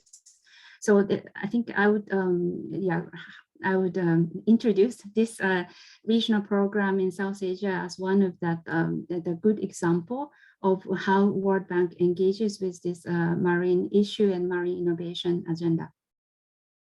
Well, I thank you very much. So I take note of what you mentioned, and if you could send us a PDF, a document. It is extremely important not to reinvent hot water or the wheel, and use best practice, especially as if we look at Southeast Asia, it's probably the global success nowadays with its important economic boom in the past decades. And this is very crucial indeed. And then point taken about the fact that preparing the ground for innovation, we need to look at all the aspects. I'll ask the same question of success stories of investment in marine innovation, which are the relevant criteria also to Mr. Herper, who's been working a lot in the Black Sea in the recent years, and I'm sure he has a answer for us. I don't know if I have the answers. Honestly, it's a quite challenge, unless we can really. One answer can be also I don't know, but it's not the case in this situation. We try to do our best, I would say, as BSAM, to support success stories and to see how we can link all these projects and coordinate ourselves to support the blue economy in the Black Sea, and I would say beyond. For that, maybe before answering about the questions and the gains, I think that's something that we haven't really, but we have also to keep in mind in the first question, is that gains are not only financial one. We have also to consider what are the social one and also environmental one, because at the end, we have to consider protect our common goods. As one more time, Mr. Sal said, is pivotal. And for instance, what Rijeko mentioned about marine pollution reduction is really a gain from this project dealing about marine pollution and land pollution, which at the end are in the sea. So for the success stories, it's quite difficult to make a list. I would say that science is really improving our capacity of modeling and monitoring. And there's a large range of success stories, not only in the Black Sea, worldwide. We had some experience examples which were presented just before us and which can be relevant. And I saw some comments from Mustafa on this, on the manned vehicles who can be used for observations and for that. And I think that these solutions, unmanned solutions, could be really relevant to improve the knowledge. And as you said, Adrian, is pivotal for that. So we have to capitalize on this improvement. And I would say in the Black Sea, we can take the advantage what has been developed by the others in other sea basins and to see how this solution can bring solution for that. So there are success stories which can be replicated, implemented in the Black Sea. And for ASBISAM, what we try to do, even though all the success stories that we are publishing on the CMA website are not always related to marine innovation, we also try to promote and to publish success story on what has been done on that, but also to see how all these success stories are also supporting the CMA goals, the two goals, first one, environment, two, business, and three, stakeholders in cluster engagement. So I can just advise people to maybe have a look at them to see what they can find as interesting for them. And for success stories, as I'm French, first of all, I would consider that what Air Marina was being presented and also Starfish are really good examples of success stories. We could have a strong, relevant experience we can be shared with Black Sea stakeholders for easy replications or fruit for consideration for developing. And for me, the criteria for this success story is to address on both ends, public and private purposes, in order to do, as said before, to ensure the shift from public to private, to address the market, to link this innovation to the territory, to local territories, because we need to protect and to capital and use our maritime and coastal capital to create local skills. This is the social gains that we can have to create jobs and added value as much as possible, as presented also before along the value chain of the sectors. How to see how we can develop, we can contribute to develop part or all the value chain on this.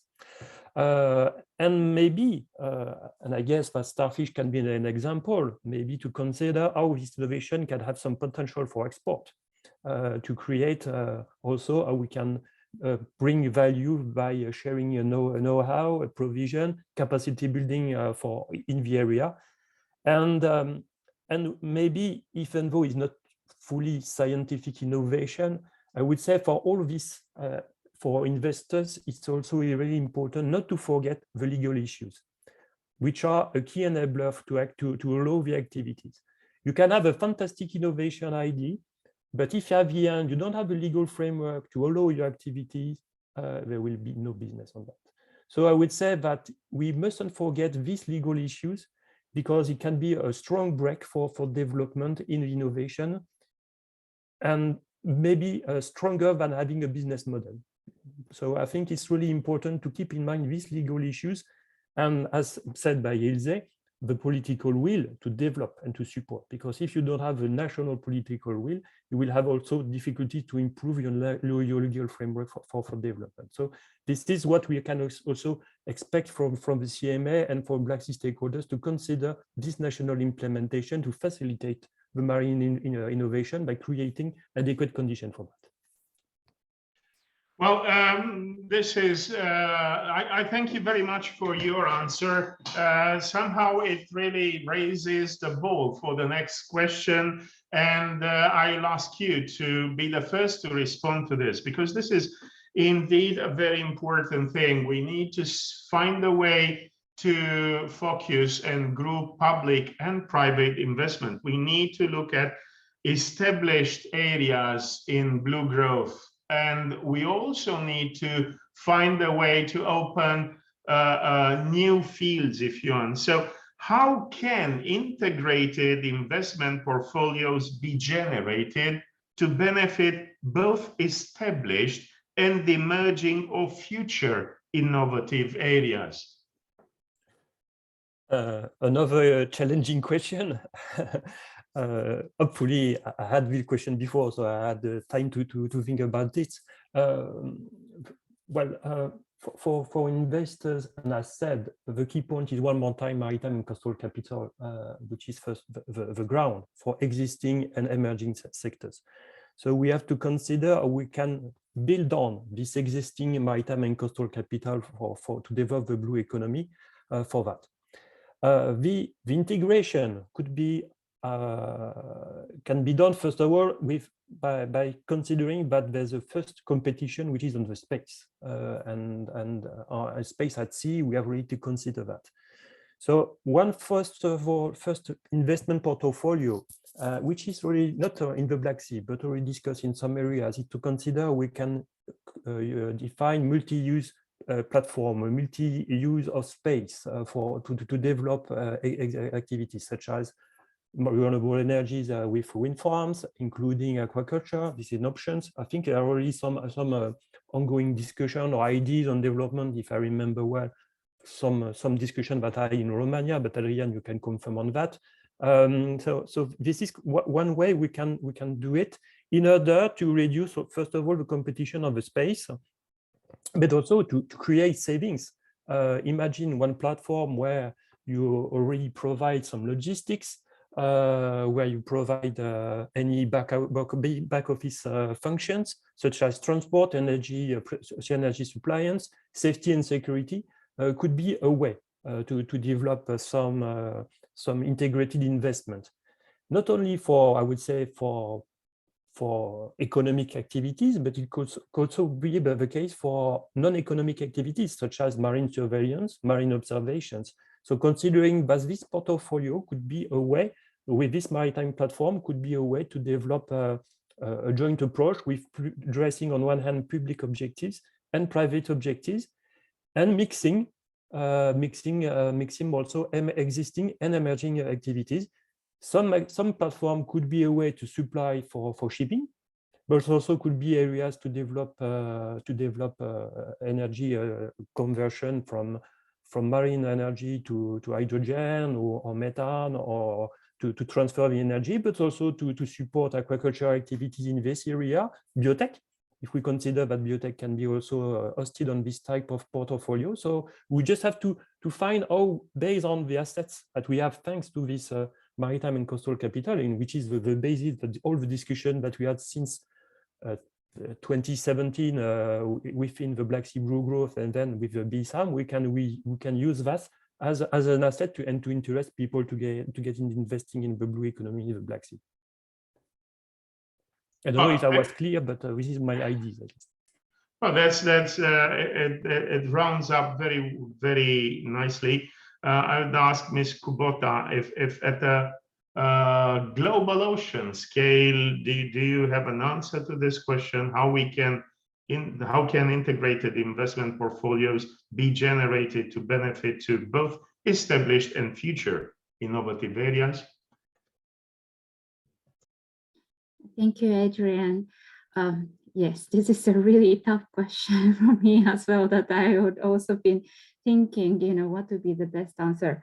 So if you allow me, please let me just quickly share my one slide that explains about the Brewing the Black Sea program that we are organizing, because we consider ourselves as a kind of catalyst to, to enhance the understanding, and also that the program, both for the established established entities and also the innovators.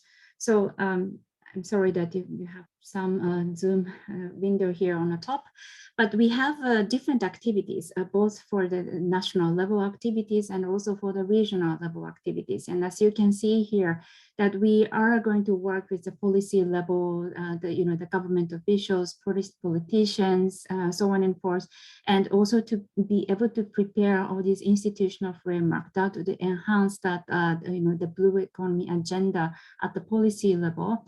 And also that we are going to prepare the national investment plans for the pollution prevention for those 4 countries. Of course, it will be a national investment plan. So we'll be working with those relevant ministries and other stakeholders, so on and forth, so that it can have a national scale impact for the further investment planning in the area of the pollution.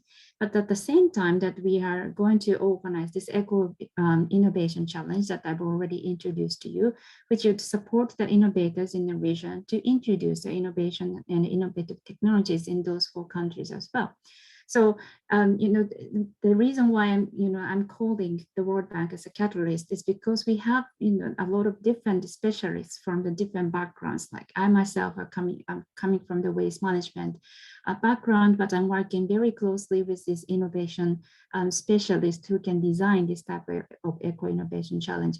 So I would believe that having that kind of a variety of knowledge and expertise at the bank can support that the blue economy agenda in the Black Sea region by having access to the different level of that the decision makers and also the practitioners who can really do that reduction of the pollution. And one last thing that I would like to mention here is this awareness raising on the issue of pollution in the Black Sea. This is not just a general awareness raising to the general public, but we would want to target this awareness raising to the financial institutions in the region, including commercial banks. This is again another result of the analysis that we have conducted at the very beginning of the project preparation, that we identified that the commercial banks have a difficulty in assessing those investment proposal or application that comes to their desk. They don't know how they can assess, what is the impact, if it is really bankable, does it really have any environmental or social impact on the ground if they do make the investment, such as wastewater treatment facilities and so on. So we want to really have that awareness raised among the commercial banks, how they can assess and how they can really evaluate those impact investment related to that pollution agenda in the Black Sea.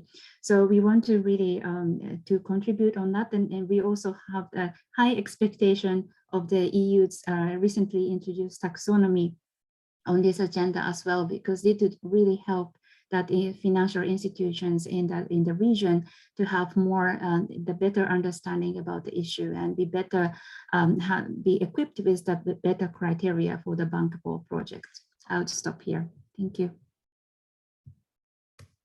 I also thank you very much. There are a lot of extremely important information now, and we see that we need to follow permanently. We have all this bombardment of information from many fields, from research, from the way markets go, looking at which are the national policies. Unfortunately, many, at least in my country, I'm very ashamed to say that they don't see the investment in marine research as an investment in the future, but as a expenditure, which is not good. There are many initiatives ongoing around, but let's try to have a question to you, and I'll get back to Mr. Gabras and then to Mr. Herper. What is the best process to follow in the Black Sea? There are many ways of getting to the same point. Each time we start going according to a path, we discover that we need to learn more, maybe change the path, be adaptive, and so on. But it's important to see what experience and wisdom at international level brings in. So, Mr. Gabras, What is the best process to follow in the Black Sea? How important do you think this is for the blue economy? Thank you, Adrian. I'll go back briefly, actually, to one of the questions that I didn't answer, the second one about the success stories, because I was thinking, gee, my institution has plenty of success stories, financing private investments between the countries, one company in another country, and that sort of thing. But with respect to the blue economy, we have very little to show.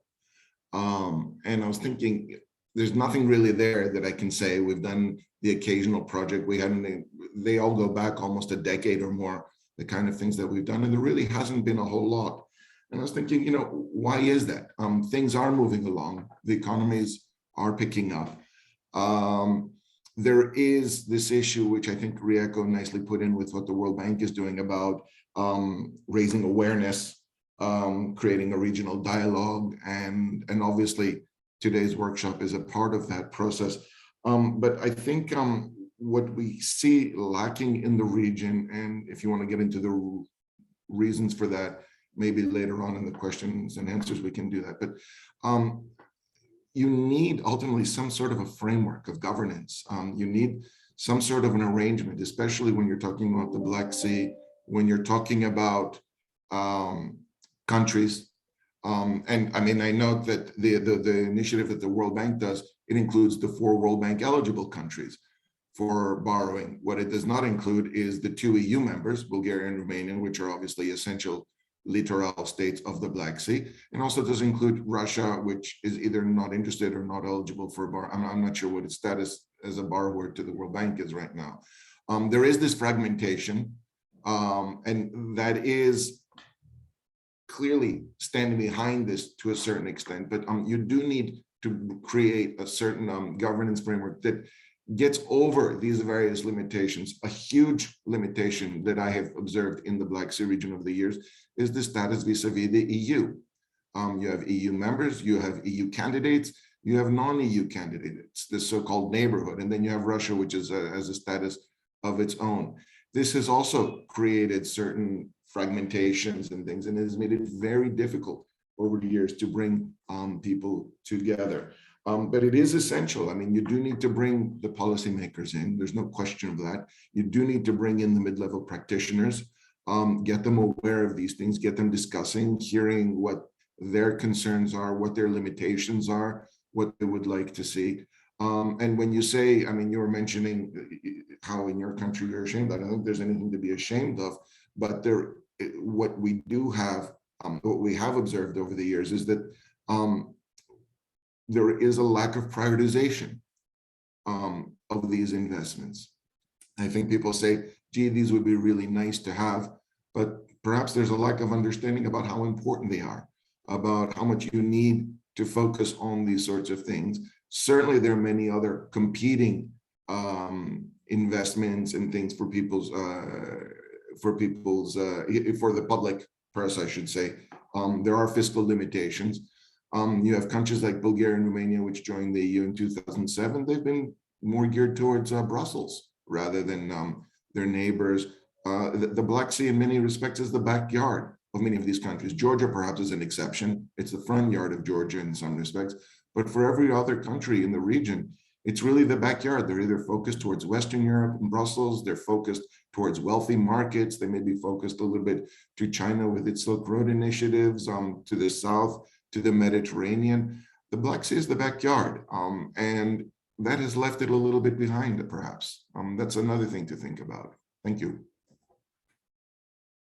Well, back of front yard, it's still lacking investment indeed, and we need a coherent policy to reach success, and this is very important. Frederic? Yeah, well, we know that Black Sea is a challenging area, but I would say that we have also to mention that we have already had big progress on cooperation. And I would say the first illustration is the Common Maritime Agenda and the SRIA, which were endorsed by the 7 countries of the Black Sea, including the Republic of Moldova. So I think that regional level and with under the observation of the EC and the BSEC permits, there's already a frame setting the scene for cooperation thanks to the goals and priorities as they were, and as Patricia Bissolini recalled at the early beginning of this session. So for blue economy, we have to use the CMA and SRIA as really key drivers, key frame to develop a sustainable blue economy in this respect. But I agree with you, and I would say it's not new for anyone. What is mainly lacking is national implementation beyond this regional frame. And as you said, for Romania, but Bulgaria, Ilse said exactly the same. There's a need of political, national political engagement, and maybe by the definition of blue economy strategies to define what are maybe the national strategies, priorities in this. And making the link with what Mr. Gavras said, with which type of investments are requested, because at the end, it's first of all, under regional scope, national and local implementation, and RIECO raised also the point that some actions are national, but also local actions. So we need this type of drivers. I would say, don't like the top-down approach, but in a way, we can use this soft frame as a top-down approach to set the activities. And I would say that we have to take the advantage of the fact that also based, as you have mentioned, I'm engaged in other sea basins, and I think that is really the first time that we see such a strong alignment between the political will, the political frame, and the funding opportunities. In the upcoming years, there will be a lot of funding opportunities, not doing their own game, but also aligning their objectives with the frame. And I would just mention Interreg Next Generations. There's also Horizon Europe. MFAF will be also there. I'm just mentioning European funds, but I guess that RIECO can also mention maybe additional funding opportunity, and also BSTD. There's a strong alignment, and I think that all the donors and investors all agree that we can capitalize on this frame to build on and to see how we can go ahead and to build this sustainable blue economy for that. So we must take advantage of that. As BSAM, I can say that the national hub, and it was also recalled also by Patricia, and I posted in early stage of this meeting, the contact of the national hub. So do not hesitate to take contact with your respective national hub when you are in the Black Sea, of course, to see what we can do in these objectives to do so, because there are really big opportunities upcoming, and we have to capitalize on what we've already done. And most of you were in the CMA events, even though regional stakeholder conference, where we discussed about hackathons, where develop on project ideas, where all these stakeholders have raised their interest and maybe went until the submission of project under MFAF code. So it was good to see that we energies and stakeholders are ready to play this game. So we may take this advantage. Maybe there's a point that we haven't really discussed already, and for blue economy, but it was in the opening session with Barish. I think that we have also to consider sustainable blue economy by including digitalization, big data use, artificial intelligence. So here are areas of innovation which are really pivotal in the Black Sea, but beyond the Black Sea, to be considered. And what we have to consider maybe is, on one hand, what can be Black Sea homemade solutions, really answering the local needs in the Black Sea, but also what we can do and what we can take advantage from the other sea basins to see how we can develop synergies and maybe to develop the markets, maybe reducing risk. There are some things which can be replicated and useful for the countries, with keeping in mind that the objective is gain financial, social, and environmental ones. And I would say, and for me, and based on all the discussion that I had with national stakeholders in the Black Sea, is first of all to see how we can develop skills, jobs, add value in the Black Sea, all the countries, because at the end is the key questions to get interest from national stakeholders and policymakers at national level. Thank you very much. Well, we are precisely at the end of the 45 minutes slot that was dedicated to this interactive panel. And if you do not mind, I'd like just to sum up. And if the organizers will allow me, I'd just like to ask one question to the entire audience. So one thing is absolutely clear. Science can offer solutions to many problems, but science is not enough. We need a legal framework. We need a special, we need a policy support. We need support from the politicians that need to align their policies. We need funding, we need laws, we need a common structure. So very quickly, it's common sense, we can say that we need brains, we need hearts, we need care and involvement. But we need to work together to make sure that we push on these initiatives in the same time. What is really important, yes, it may be true that these CMA and SRIA processes started about 10 years ago. All the Black Sea countries are there. They are all working on this, but we need to catch up with a lot of wasted time before. So it's a lot of work to be done. One thing is clear. I just wanted to ask someone from the audience, it's about 200 people here, and someone from the business, from the industry, from the SMEs or other companies. Is there anyone willing to bring in an example? Which are the barriers that hamper their development, and what do they see as needed besides knowledge, besides science? What else do you think is needed to you, any one of you in this virtual room, to improve your results, your business results? Any hand raised?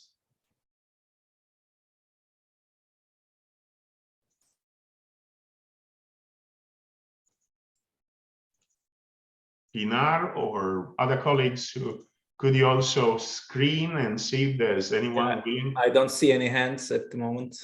Okay, so we'll stay within, because I'd be very interested, and from my point of view, I think it would be good to get back to, after all these discussions, where we have a very nice foresight, what should be done, we have best practice, we have discussed about all the other aspects. But if we go, I'd like to go again to a company owner, to an SME person, and ask what really hurts at the present moment. I think this should be one of the questions to remain to be addressed in the very future, as this is just one of the series of events that are ongoing. So this is the end of our session, of our interactive session. I want to thank very much to our panelists and to thank very much for their contribution, and to pass the floor to Mustafa.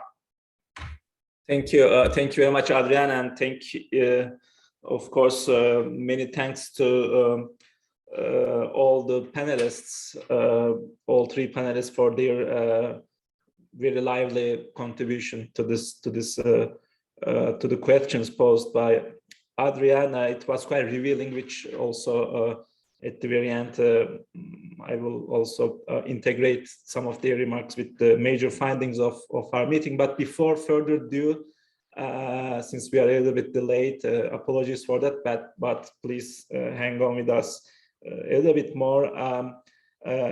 Now we are approaching to the conclusion of our meeting, but towards the end, we also would like to introduce you the two Syria implementing projects supported by the Horizon 2020 program. Of course, these projects, DOORS and Bridge BS, they are not the only projects, of course, working on the Black Sea. There are many other projects, as you have heard, supported by different organizations, but at least some of the steps that have been discussed here, supporting some basic science with an innovation in mind, with blue economy application, etc., they will be developed.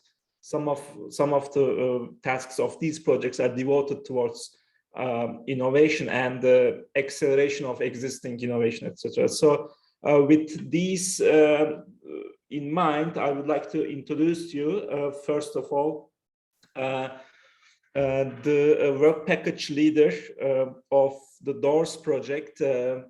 So Eleni Manoisiadi from DOORS. Eleni is a senior analyst from Kantor Management Consultants. So in DOORS, it's work package 6. Dealing mainly with this issue of innovative aspect. Of course, other work packages, I'm sure they are also dealing with that, but that's the note. I understand, dealing with innovation, supporting blue economy indoors. Eleni is actually quite experienced on many fronts, but just to highlight, she's coming from a finance background from University of Essex. So graduate degrees from University of Essex with a bachelor's degree from University of Athens.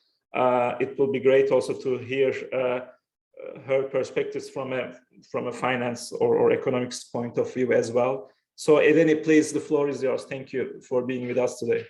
Thank you very much, Mustafa, for this introduction. Hello, everybody. Thank you very much for the invitation to this very useful and interesting event. It is really my honor to be here with you today. So I am Eleni Manousiadi, and on behalf of the DOORS project manager, Mr. Andrian Stanika and Jay Komar, I would like to give you an overview of the DOORS Work Package 6 and describe the actions planned to boost innovation. So if we can move to the next slide. Work Package 6 is led by Deltares and Jos Brils and Kantor Management Consultants. Next slide, please. So just to give you an overview of the project, DOORS is the second EU-funded research project which started in June 2021. It involves 37 partners from 16 countries and brings together the business and scientific community, country experts from all the Black Sea countries, and of course partners from other European countries. So if we move to the next slide, please. The key objective of the project is to make operational the Black Seas RIA, support the successful Blue Growth implementation, and contribute to a healthy, productive, and resilient Black Sea. And how are we going to achieve this? We have put in place 3 different programs. The first one is the System of Systems, which is a platform for evidence-based knowledge development and covers all aspects of physical, geological, chemical, biological parameters for the Black Sea region. The second program, which I am going to focus on, is what we call the Blue Growth Accelerator. The main objective is to identify the sectors for innovation and provide support to unlock their potential. Last but not least, the third program is on knowledge transfer and training, with the overall aim to bring together actors and achieve the capacity building objectives. So if we move please to the next slide, I would like to give you an overview of the main objectives of the Blue Growth Accelerator and why we need to focus on the blue economy aspects. So in Work Package 6, if we please move to the next slide. In Work Package 6, we are focusing on the blue economy sectors. So we would like to learn more and investigate sectors such as the coastal tourism, fisheries, aquaculture, maritime transport, port, blue biotechnology, marine renewable energy, shipbuilding and repair. And we are going to launch a call for expression of interest. And through this call, we are going to select the actors that will be either startups or entrepreneurs or potential entrepreneurs who are going to be involved in this Blue Growth Accelerator. And what are we trying to achieve? Basically, the balance between the economic activities and the ecosystem protection. We understand that blue economy plays a significant role for the economies of the Black Sea region and has a high potential for further development. But the Black Sea forms an enclosed inland sea basin, currently facing major environmental risks.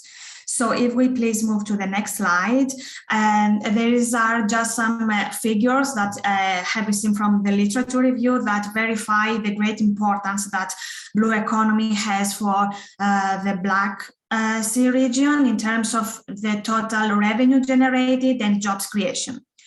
So In the next slide, please. I would like to give you an overview now of how the accelerator will work. So the Blue Growth Accelerator has been set up to realize ecosystem services and blue growth sector potential, and of course to provide support when this is needed for the future development of entrepreneurship.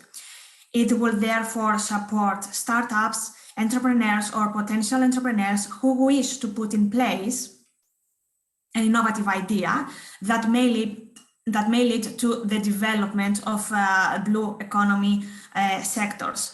In order to achieve this, the Blue Growth Accelerator will promote synergies and organize training, mentoring session, and of course it will facilitate the access to investors. So if we please move to the next slide. The Blue Growth Accelerator is a structured framework, and by this we mean that we foresee specific steps tailored to the group of sectors that we are going to support, so as to further develop these opportunities for a sustainable blue growth. We want to facilitate and support a responsible entrepreneurial culture. And by this, we mean that we will help the actors in developing their business plan, have access to finance, and advance the capacity for the blue innovation in the region. Finally, we will capitalize on the opportunities inspired by the Black Sea community. And this is a very important step, because this means that we are going to build on the outcomes that we receive from the scientific research currently undertaken. So if we move to the next slide, please. In order to achieve these goals, we start with the identification of the blue growth opportunities and the ecosystem service potential, and then we will help the relevant actors, the entrepreneurs, to exploit these opportunities by providing training and facilitating their access to investment. Our focus will be oriented towards the blue and zero polluting, and we would like to, of course, promote innovative ideas that prioritize circular economy and marine-based technologies. So if we move to the next slide, please. Yes, so these are basically the tasks that are going to be performed by Work Package 6. We start with the mapping of the blue growth sectors for each country, and then we identify the entrepreneurs who may have an innovative idea and wish to put it forward. We will then provide professional support to them through training and mentoring schemes, short scale apprenticeships, and the Blue Career Guide, which we are going to develop. Another group of activities is dedicated to foster the collaboration between the academia and the industry, and this will be achieved through matchmaking events and through a dedicated online platform. The last task refers to the facilitation of the access to investors, and this will be further supported through the creation of the Black Sea Special Interest Group. We can understand that there is currently an increased interest in investing in this region, and we need to promote this initiative in a more structured way in order to maximize the effectiveness. The next slide is my last one, and yes, please, can we move to the next one? So this is my last slide, and I would like to conclude by saying that we are at the phase of identification of the potential entrepreneurs who wish to be supported by the activities of the Blue Growth Accelerator. The overall aim is to engage all the interested stakeholders in an effective way. And to this end, we are going to collaborate with the relevant projects and initiatives, and especially with Bridge program. I understand that we are addressing the same issues, but with a different approach. So it would be very interesting to us to join our forces and address this business ecosystem. Also, the joint session that will be performed later in 2022 will be a nice opportunity for all the interested parties to learn more about the ways we can support them and the activities we offer. And so this was my short presentation. Thank you very much for your attention, and please do not hesitate to contact me should you have any questions. Thank you, Mustafa. Thank you very much, Eleni, for this great talk and very nice overview of the innovative workflow of DOORS. So without further ado, let me give the floor to Patricio Mariani. So Patricio is the leader of Work Package 7 of Bridge BS, dealing mainly with acceleration of blue growth opportunities. Patricio is also a quite actually busy person.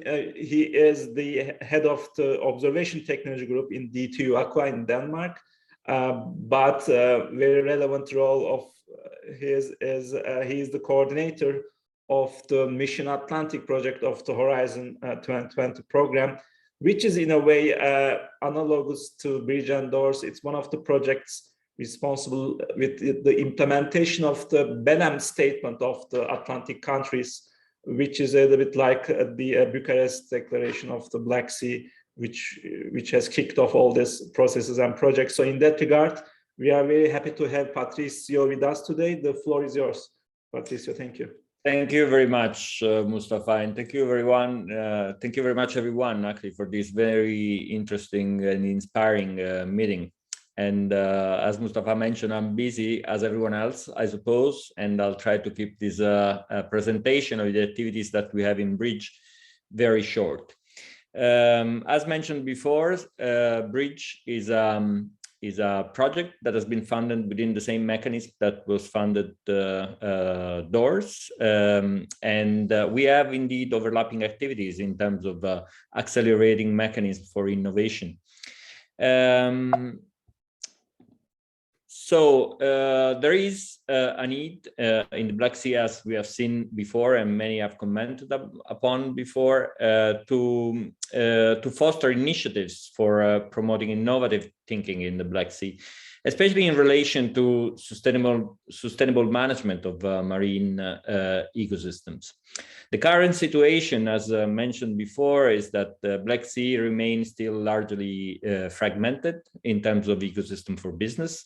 There are attempts in terms of maritime clusters, but they still remain limited across the sea basin.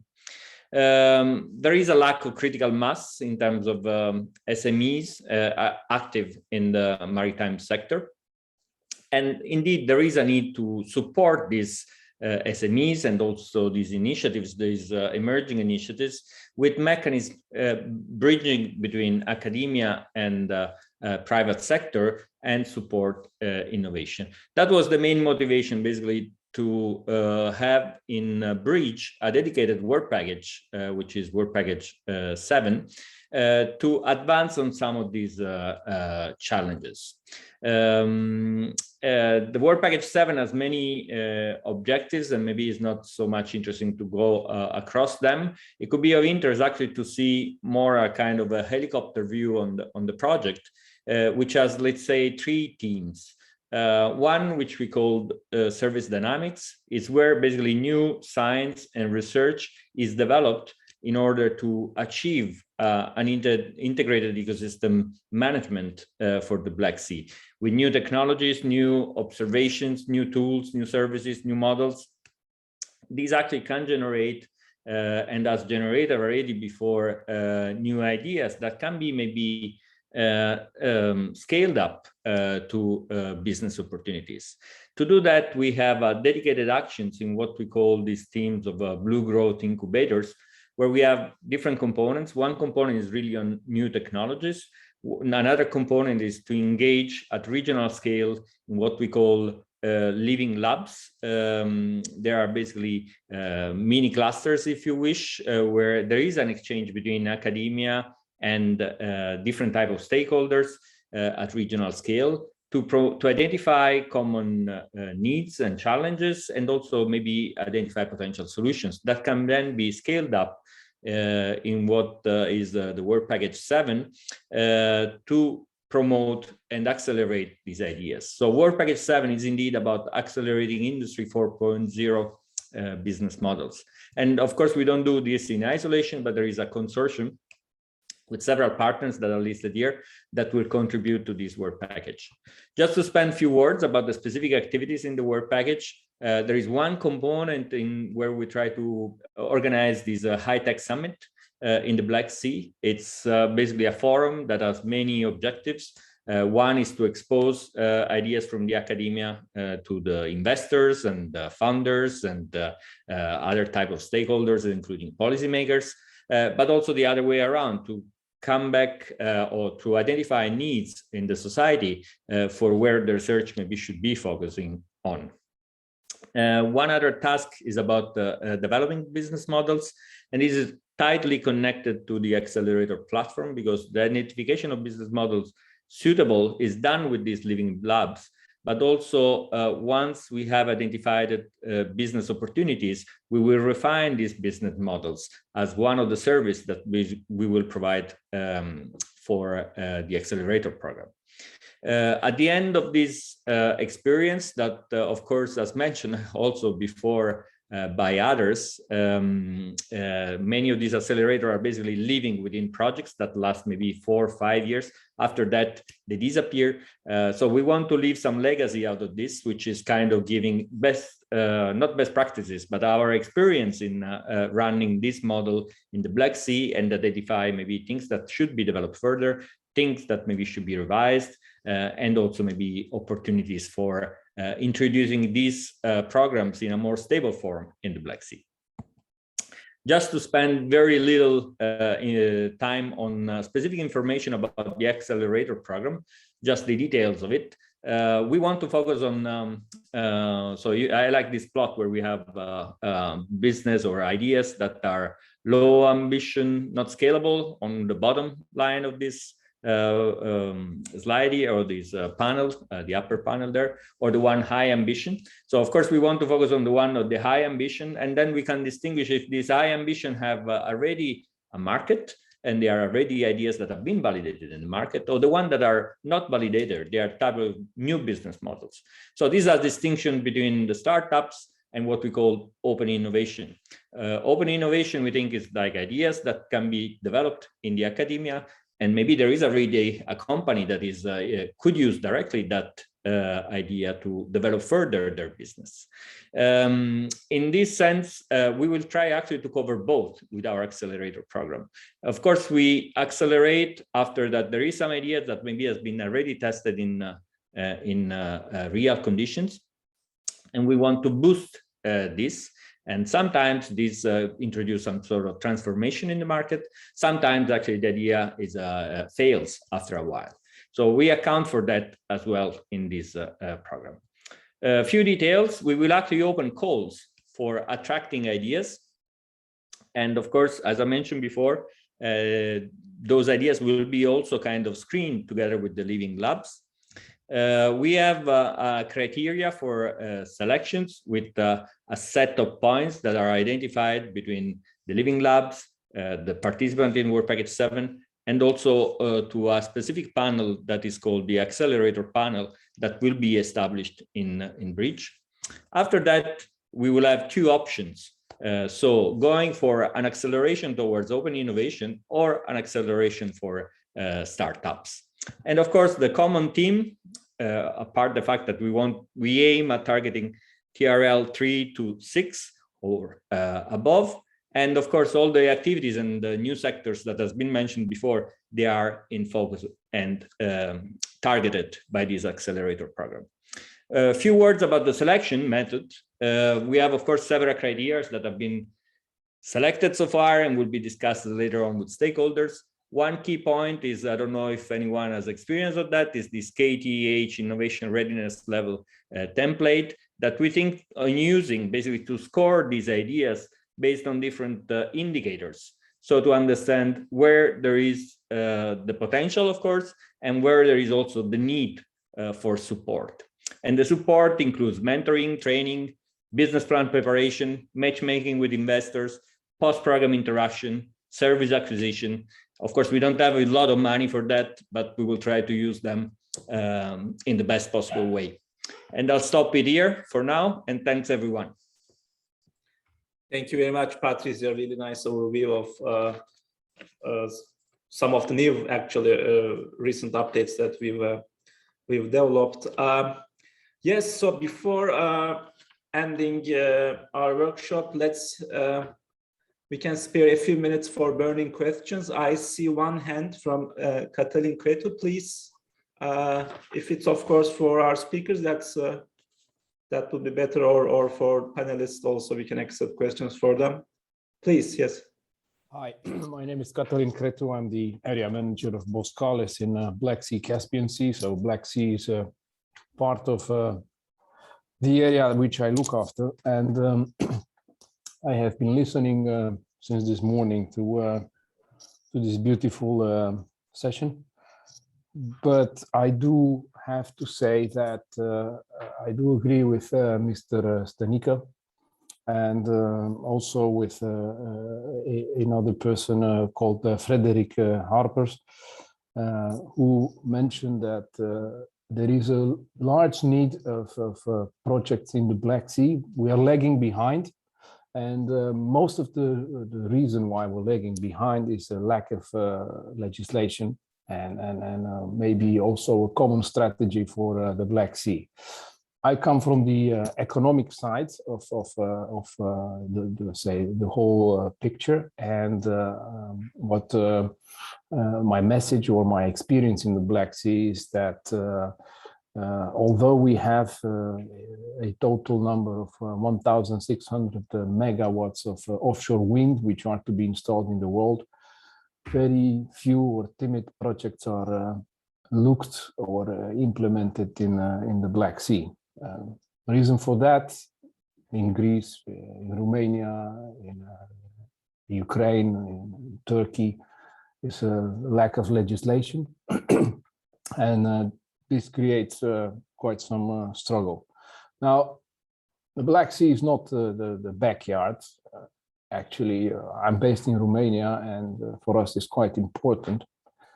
But still, I think that the moment to act is now, and the moment to start to implement these projects is actually right now. USA is investing a lot in renewables and offshore wind, and we're still trying to figure out how and what we're going to do this thing. So we're lagging as an area. I think, although the Caspian Sea has its own problems environmentally, there's more happening in the Caspian than it is in the Black Sea. And that has to do also probably with resources and so on. But the Black Sea is indeed an area where you can have a lot of blue economy and a lot of developing things. For instance, Maersk has just launched its first offshore electric vessel charging station. So we're looking at vessels which are going to depart one port to another port, and they're going to charge like Tesla cars on the way or at certain charging stations. I'm not saying that electrical is the way for future navigation, but several options are being developed. But there has to be more focus on the legal part as well. And I've seen in these meetings a lot of people coming from research, which is remarkable. But research is going faster than projects are being implemented. And I think one of the countries which is moving quite fast is Turkey nowadays. For instance, in gas, they have made a recent discovery, which is called the Sakarya, and they would like to exploit it already this year. We as a country, on the other hand, have a discovery of 5-6 years now, and we're still trying to figure out how we're going to put a law behind this discovery and be able to grow the business in the Black Sea. So I think this is where we're lagging as an area and what needs to be done. Thank you. Thank you very much for this very important summary, actually, of some of the discussions we've heard today. Does any of our speakers or moderators, Adrian or Frederick, I'm looking at Pat, do you want to add anything to this comment? Adrian, please. Yeah, just to build on what Mr. Crețu just said. Well, I thank him very much because it is important, coming also from the business part, the need to have a legal framework that supports the integration of science with business. It's extremely useful. And this is where our country and countries, decision makers, policy makers need to intervene. And maybe it's where we should all get together and remind them that they need to be also not just reactive, but also proactive.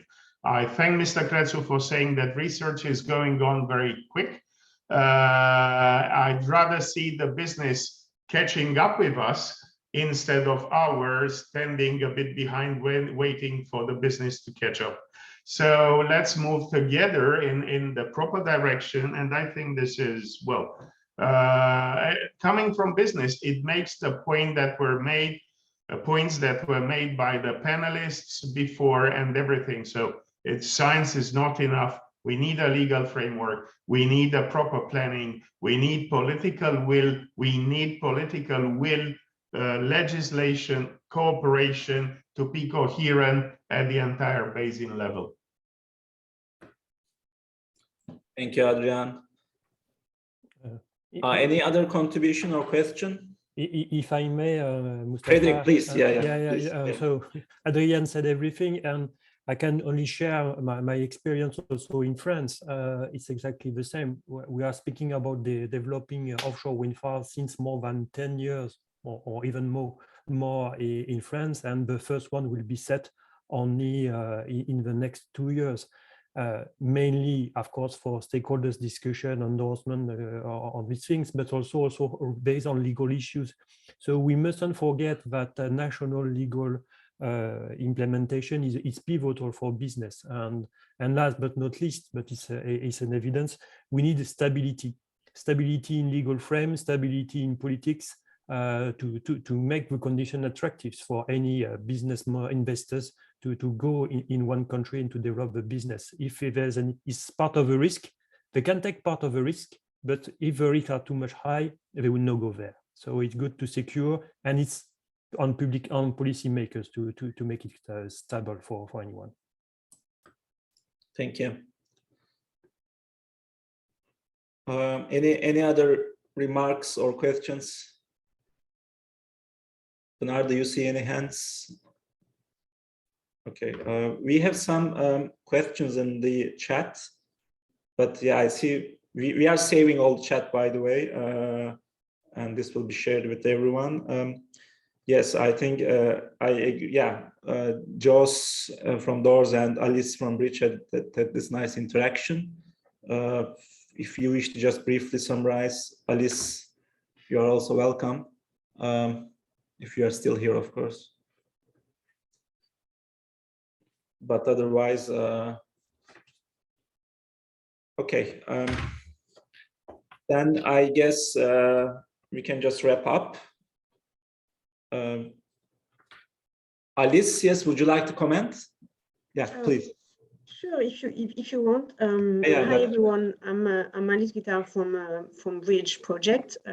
We are leading a VP on socioeconomic analysis and the implementation of a living lab. And actually in relation to this living lab that we just started to implement locally in the 6 of the 7 countries in the Black Sea. And our first workshop was actually focusing on on those interactions between ecosystem services and risk multi-stressors and the blue economy, and trying to discuss with the local stakeholders opportunities related to the blue economy and also the key ecosystem services that they are using in their daily basis. So when I'm talking about local stakeholders, is from the policymakers to the local businesses, so the different representative of the industries from the blue economy, as well as representative of the civil society. So we will soon share the outcome of those discussions, and especially with our colleagues of the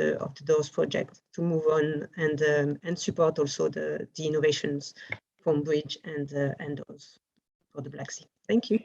Thank you very much, Alice. Yes, as maybe you realize, both projects implementing the Syria, the work packages dealing with these aspects are quite complementary. Of course, they have overlaps, but that's normal.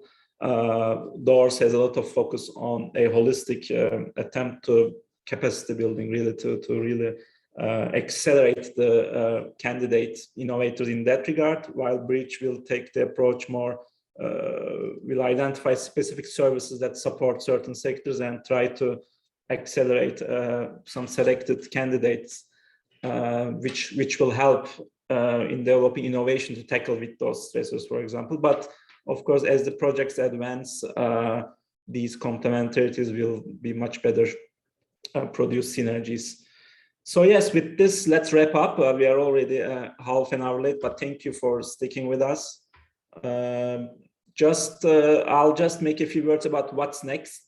So the Connect project will produce, of course, we'll put together the results of these workshops as well as the online consultations, and we will be producing a innovation report, but this report will not be just a report for reporting purposes. We envisage this as a more booklet type of product, which will be, of course, available to everyone openly. But more important, or equally important, the inputs of this workshop will be used for our implementation plan of the Syria implementation plan. Again, which will not be only just a piece of document. It will be a fundamental tool to identify new project opportunities, to define new goals. It will help, for example, the countries and European Commission in develop the regional aspects of the Sustainable Blue Economy Partnership. It will help implementation of the mission, European mission of restoring the oceans and inland waters and rivers. And of course, equally important, it will show the way to national agendas so that countries bordering the Black Sea, they can use this implementation plan to develop their own agendas, which was highlighted by Mr. Cretu and Mr. Helpers as well. So these will be upcoming, and about the implementation plan, we will be holding international level open consultations like this, but also there will be national level consultations focusing on the implementation plan. So you will have a chance, if you are coming from a Black Sea country, you will have a chance to also bring your national angle to those events too, and you will be able to bring your national innovation needs or priorities to those consultation events. So these will be happening throughout this year. And as you have heard, in a way, Bridge and DOORS will be building on what Connect started, but there is also the Common Maritime Agenda implementation, as explained by Frederick as well as Patricia in the opening. So all these initiatives will go hand in hand in defining both the upstream and downstream activities. So everything will hopefully create synergies. So actually, we have already some notes in mind about how this workshop can help the implementation plan. Definitely, there are huge opportunities in innovation for established sectors. For fisheries, for example, we have heard a very nice best practice. The Starfish project, for example, I mean, there are many innovative opportunities to support existing sectors, fisheries, transport, ports, etc. But I think, especially about Black Sea, I think all of us would agree that Black Sea has a huge potential for emerging blue economy sectors. So what are these sectors? Biotech, renewable energy, for example, they are two primary upcoming or emerging sectors. And we have also heard how the potentials of these sectors were tapped in other basins in Mediterranean and in the North Sea. So in those regards, I think the roadmap is quite clear. But I think hearing about different applications of, for example, the Earth observation products, etc., I think there's a huge opportunity also to help people, well, innovation, but for helping people to tackle the impacts of climate change, maybe, or impact of multiple stresses on the Black Sea. I think we will need innovative businesses also working in this direction. There will be more extreme events, more frequent extreme events in the region. Different stressors will impact different coastal communities. I think there is room for innovation to help communities tackle and basically continue and building their quality of life against these stressors. So that's another aspect that that attracted at least my interest. But beyond the marine aspect, it seems like especially Black Sea with its unique habitats, with its deep sea or with its unique organismal groups, both coastal and deep, looks like Black Sea innovation can contribute to fields outside of marine and maritime and blue economy. What are these fields? For example, health. It seems like it's another world where innovation in the Black Sea can support new health applications in the future. Another angle is space, maybe the search of life in space. Black Sea being deep and being a very extreme habitat, it can help testing technologies or developing new technologies that will fly one day, as Angelos also explained, to the oceans in the space. So in that regard, I think this workshop prompted us to think beyond even maritime domain and how marine innovation can help this multidisciplinary frontiers. And of course, we have learned about how actually innovation has been supported in different levels. Of course, supporting innovation in isolated projects is difficult, from what I understood. There needs to be cluster of projects working together. Yeah, people actually working together in similar projects. And of course, promising applications will need to be accelerated. And then once things are accelerated, if they turn into a company or established business, then they need to be brought together in clusters, looks like, and supported as such. So it's a very complex process, but I think in Black Sea, we have different elements and different projects which have already started moving into this type of future. So with this, actually, these are some of the notes we've taken, but of course we will elaborate them and everybody will have access to the results of this meeting. So yeah, and finally, I would like to thank once again to especially Adrian Vangelis is also with us today, Emina and Colin for developing especially the concept and building the lineup of this important workshop. Thanks also to Frederic, Matteo and Thanos from the CMA Black Sea Assistance Mechanism, who have really worked with us together in linking the broader world of blue economy. We are also grateful to Wendy Bone, Patricio Bussolini from DGRTD, Wendy from DGRTD, Patricio from DG Mare, and Gonzalo de Garcia from REA or CINEA with the new name for helping us really to situate this event in the broader world of partnerships, missions, Black Sea events. It was very crucial to select the content and timing of the event with them. So thank you for all your support. And finally, in the background, 4 important persons worked to implement this meeting. So Pınar, Ezgi, Özgün, and Genta, we also thank them for helping out running this show. So thank you. Yeah, thank you, everyone. That's all for today. The recordings will be shared, notes, results. And if you think of any other input, please write to us after the meeting. If a new idea comes to your mind this evening, please, we are always reachable. And Pınar can also share with you once again our different channels. Thank you, and have a nice rest of the week. Bye, everyone. Thanks to all. Bye. Bye. Bye. Thank you. Bye. Thank you all. Thank you. Bye. Yeah, bye. Thank you. Bye-bye. Thank you. Bye. Thank you.